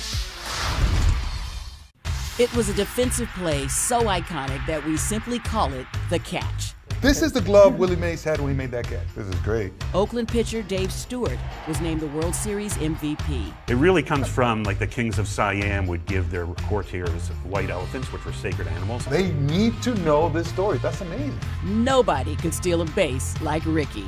I'm the greatest of all time. Thank you. So imagine making steals in these stuff. So these are tie cups. These are tie cups. So what I want to know is, were they ever swabbed for the DNA of opposing pitchers? Roberts is no stranger. Now back to Giant Spring Training Baseball on the Sports Leader. The World Baseball Classic is here. Watch your favorite San Francisco Giants stars representing their countries: Logan Webb, Elliot Ramos, Jung-Hoo Lee, Harrison Bader, and many more. Catch every matchup at worldbaseballclassic.com. Bottom of the 9th inning, and it has been all Team USA 15-1 with Casey Schmidt stepping in against the new pitcher Griffin Jax. John? Griffin Jax, J-A-X, and a first pitch fastball right at the knees for a called strike to Casey Schmidt. Jax is the 6th pitcher to work in this one for Team USA, including 5 Team USA pitchers. If you just joined us, you might say, what? But that doesn't, what? But one of those pitchers in a spot to get a final out of an inning was R.J. Dabovich from the Giants minor league camp. 1-1 the count, the pitch. Fastball right at the knees again. So the count is 1 ball and 2 strikes now to Schmidt, who bounced back to the pitcher in his only at bat of this game. That was in the 6th inning against Matt Boyd. Now a slider low and outside for a ball. 15-1. Now we were told before the game that they were going to, and I'm guessing because of Team USA wanting to get a certain number of their pitchers some action today, because these guys are getting ready for the tournament, but they're also still, Mark DeRosa is also still obligated to try and help get guys ready for the season in spring training mode. There's ball 3, 3-2 now to Schmidt. And the stretch. The pitch, fouled out of play off to the right. Griffin Jax, he's a veteran, 31-year-old right-hander. Jax ended up with Tampa Bay this year. He's been a career Minnesota Twins reliever. Been a premier American League reliever. Now a fastball swung on and foul tipped off the glove of Cal Raleigh. Still 3-2. He was one of those big name relievers that a lot of people were after at the trade deadline. And he ended up going to the Rays. Griffin Jacks, 3-2 pitch. Fastball hit high and fouled and out of play along the right field line. I say out of play. I maybe spoke too soon. On the run is the right fielder and Bandura out of the Giants farm system. But it is, in fact, out of play. I knew it. You've seen enough games here. You knew it. Apparently, and we had double-checked, they're still planning to play a 10th inning. 3-2 the count and the pitch. Swing and a pop-up foul. But I think the game will be over after 9 innings. Yeah. With as long as Team USA is still leading 15-1 is the score now. So I'm guessing that they will. So I don't know that we'll be broadcasting the 10th inning, because that's almost like just part of spring training practice. And here's a swing. A high drive into deep left. Really hit well, way back there. And it's high up off the wall. The carom is played by the left fielder Dakota Jordan, the Giants minor leaguer. And he gets it back to the infield. A long double for Casey Schmidt. I thought maybe he had himself a home run. I think maybe Schmidt thought he had himself a home run. It had the look of a home run, that's for sure. It hit probably 3/4 of the way up off the wall. And Schmidt will take a double. Now here is Daniel Susak against Griffin Jacks. Now the pitch. And that is a hard slider or cutter in there for a called strike.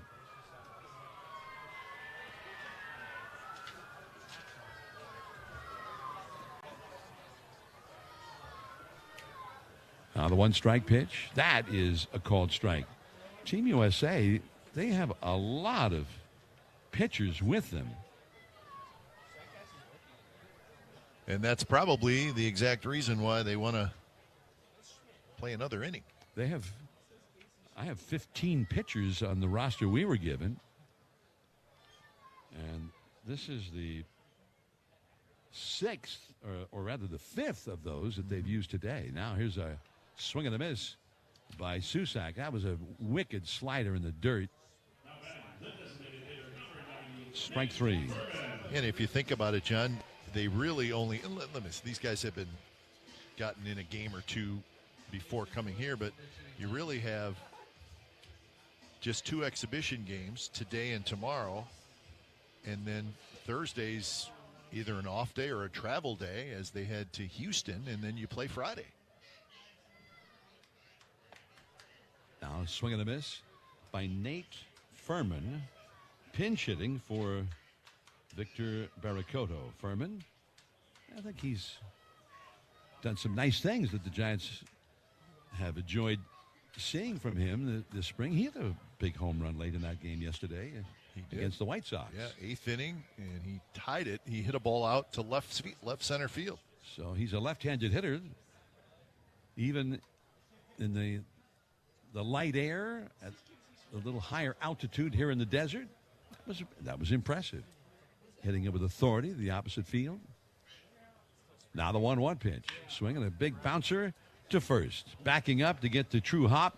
First baseman Goldschmidt. Underhanded feed to Jacks over to cover in time for the out. So 2 down with Schmidt going over to third. And now Luis Matos will come up. Team USA with a 15-1 lead over the Giants. Now tomorrow the Giants will have a game in the desert against the Seattle Mariners. The Mariners, very similar to the Giants, they have a lot of guys in the tournament, including their all-star catcher who we've been watching today, Cal Raleigh. There's a knee-high fastball for a called strike. Yeah, their star center fielder, Julio Rodriguez, is on that extremely talented Dominican Republic roster, which... Now here's a pitch too high, 1-1. I mentioned, John, Guerrero, Machado, Marte, Perdomo, O'Neill Cruz, Julio Rodriguez, Juan Soto, Fernando Tatis. How do you put that lineup together? Yeah, that's fun. Now the pitch, swing, and a high fly ball to left. Starting back was Jordan Ice, coming in and into fairly shallow left field, makes the catch. So I'm thinking that we've had 9 and we're done. And one team has more runs than the other team, John. And yeah. And they're going to play another inning to get, really for the purpose of getting team. And even though you're dejected down 3. First pitch swinging. This ball's hit in the air to deep center field. And George Springer gets it over the wall for a home run. His extra base impact continues. 3rd home run of the postseason for Springer. And they've got 6.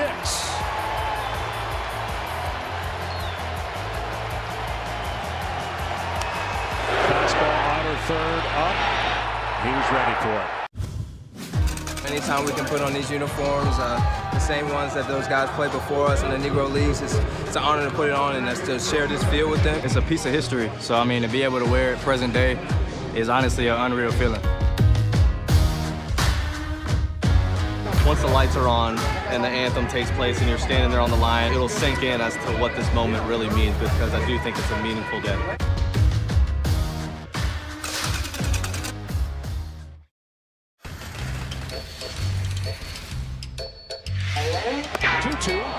Got him with a high fastball, and the bat goes flying. Dangerous projectile going towards the dugout. Whoa! That's a rally shoe closet.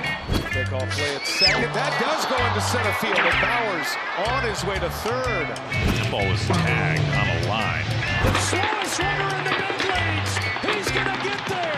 Kirk was giving everything he had right there. Yeah, it was enough. Do you guys make your own? Darren Chan and our network coordinators back in San Francisco, Walter Ika Balsetta and Tim Webb. And our next broadcast, tomorrow's game will be televised on NBC Sports Bay Area, 6:05 first pitch. Dwayne Kuiper and Sean Estes will be back as the Giants take on the Texas Rangers here at Scottsdale Stadium, 12:05 first pitch. And our broadcast at 11:50 on Saturday. We'll see you then. I'm John Miller for Glenn Kuiper. We're standing by. We'll have our very shortened version of a post-game show from the Cactus League. That's still to come, so stay tuned. And if we see anything interesting in this 10th inning, that they're calling it the 10th inning, they're just getting in a little more practice and a little more work for the Team USA bullpen, it appears. But so stay tuned for that. And once again, a reminder, the final here today was Team USA, a real favorite to win the World Baseball Classic, and they look like it here today. They beat the Giants 15-1. Stay tuned now. The post-game show coming up shortly. This has been Giants Baseball on the KNBR Giants Radio Network. San Francisco Giants Spring Training Baseball. It's all over. Gone! A game-winning homer. Swinging a high drive to left. This baby's way back. Out of here. Stay tuned for the KNBR Giants Spring Training Postgame Show on the Giants Radio Network. Check out Greg O'Donnell every Saturday at 9 a.m. for the O'Donnell Financial Hour. Greg is here live answering all your financial questions to help you achieve your financial goals. The O'Donnell Financial Hour, Saturdays at 9 a.m. here on the Sports Leader. Bay FC fans, we're back. Home opener is Saturday, March 14th at 3:30 p.m. at PayPal Park versus Denver Summit FC. New coach, new signings, and new supporter groups bringing the noise. Flexible ticket options available now at bayfc.com. See you there. Ooh, ma. What was that? That is business phone bliss with the Ooma Cloud phone system. It handles all our voice, video, and messaging needs. You sound very... Calm? I am. Ooma has everything I need to run my business more efficiently, like virtual receptionist, call routing, and video conferencing. And it starts at just $19.95 per month per user, plus taxes and fees. Ooma. Nice. Find your business calm at ooma.com/radio. San Francisco Giants spring training baseball. There's a long drive to right. It's headed for the bay. At the wall. Out of here. This is the KNBR Giants postgame show. Deep drive to right field. This one on its way. It is gone. This is the Giants Radio Network. Welcome back to Scottsdale Stadium. Glenn Kuiper and John Miller as the two teams are indeed playing an extra inning, but the final score after 9 innings was Team USA 15 and the Giants 1. So kind of an exciting day, though, John. A lot going on around the ballpark, a sellout crowd today. You know, Team USA coming over here, taking batting practice. The fans love that. And how often do you get a chance to get a really good look at what's – I mean, it's an all-star team. I mean, it is exactly that. The Team USA roster is certainly something special. They put on a good show today. But if you're just a solid baseball fan, that's a fun game to watch, even though the Giants got beat up a little bit.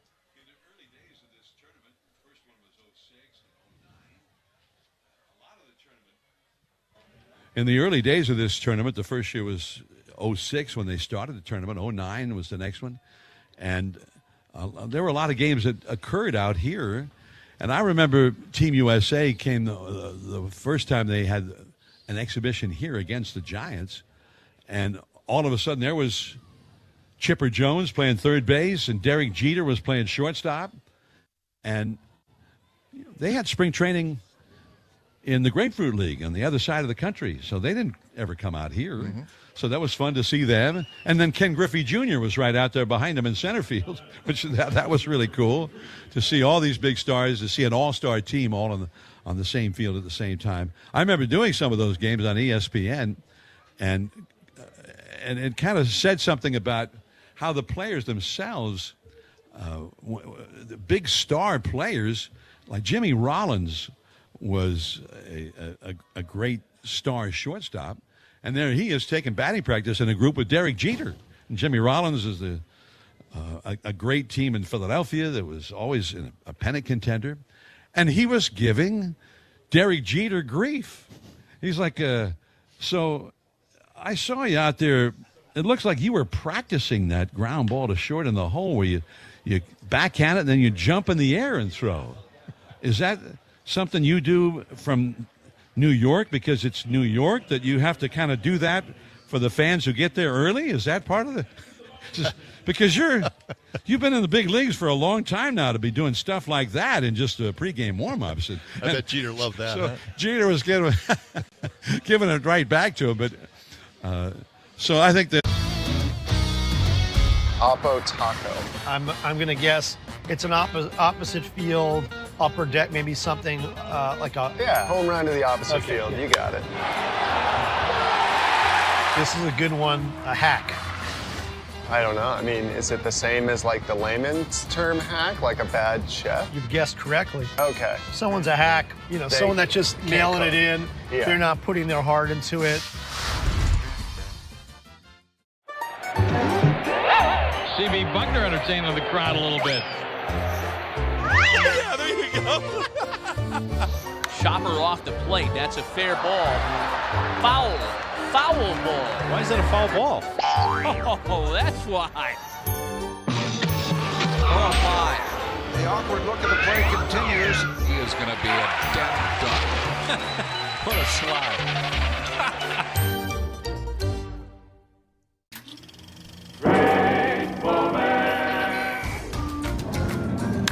It's done. He just missed this one, hitting it a ton. Will it stay in the park against the wall? It is off the glove, and it's gone. It's gone. Unbelievable. It was in the ball ballpark, but it bounced off Nady's glove over the fence for a homer, and Dunn says, I'll take it.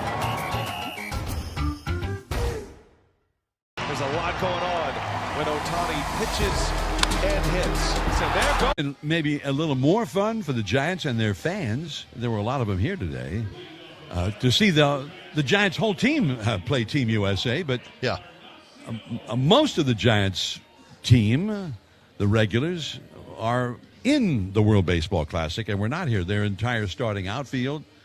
Ramos will be with Team Puerto Rico, and the center fielder Bader will be with Team Israel. The right fielder, Jung-Hoo Lee, he's over in Japan with Team South Korea. Luis Arraez, the second baseman, was with Venezuela. So, and Rafi Devers got a little hamstring thing. He's not playing one way or the other right now. So the Giants only had 3 of their regulars even in the lineup against guys like Paul Skeens. And there's another guy who's one of the premier pitchers and an exciting, electric kind of a pitcher. So they look like they could be strong. And you mentioned the great lineup for the Dominican Republic. And I think maybe the pitching staff that this Team USA has, and again, it's hard to talk about the pitching staff because you think of them in regular season form, and they're not in that kind of form. So we'll see how that goes. But I would think that could be the advantage for USA with this lineup against any of those other teams. Although the Team Japan, they've been playing as a team for weeks already. We don't mention Team Japan, and they've won this thing 3 times. Yeah. And, name a team that you watch play that plays more fundamentally sound baseball than Team Japan, and that's why they keep winning this thing. Yeah. So, and, of course, they have that guy named Shohei Ohtani, who is a show in itself. So yeah. So anyway, it'll be fun. We wish him well. Yep. And it was fun. They were as they were mounting up the runs and getting big innings and whatnot. We had fans here chanting USA, like it was the Olympics going on again. And I think that's part of the fun of this kind of an international tournament. Yep, absolutely. I'm looking forward to it. Team USA will start on Friday against Brazil, and Logan Webb will be on the mound for that. We'll wrap it up from Scottsdale Stadium right after this. If it's been a few years since you filed your last tax return, or you still owe taxes you can't afford to pay, call the law offices of Robert Goldstein today. We can file your past due returns, even if you have no records, represent you in an offer in compromise, payment plan, or even bankruptcy. To schedule your free consultation, call me 1-888-TAX-EXIT. That's 888-TAXEXIT. 888-TAX-EXIT. And make us your last stop. Got issues with youth or high school sports? Positive Coaching Alliance can help. PCA, a national nonprofit, offers more than 1,000 free online resources for youth and high school sports coaches, parents, students, and administrators. Visit PCADevZone.org. KNBR's Weekly Bite just got even bigger. We're excited to announce Gurnick Academy as the new and exclusive sponsor of the Weekly Bite Sharks Show. Stay tuned for insider coverage, player insights, and all things Sharks. Brought to you by Gurnick Academy, training tomorrow's healthcare heroes.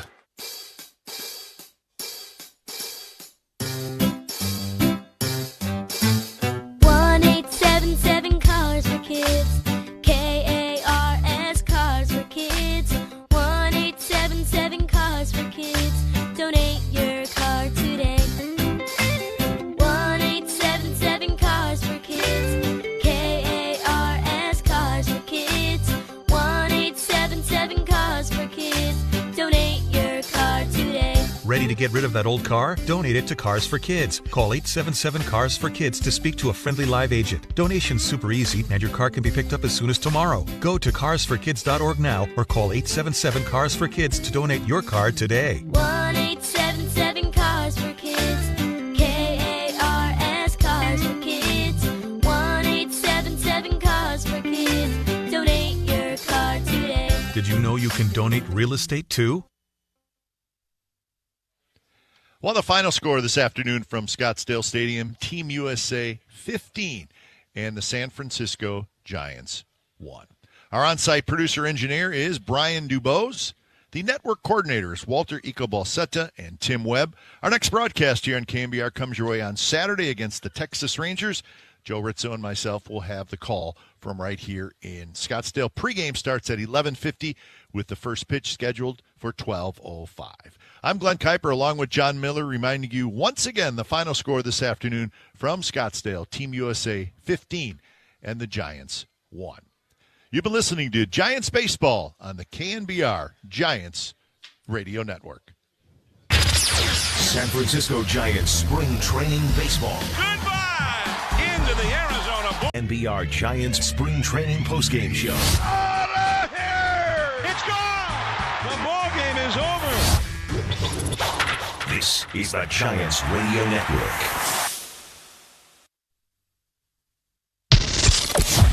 Okay, the fun's over. They've done the dirty work of the radio business. Anybody messes this thing up for me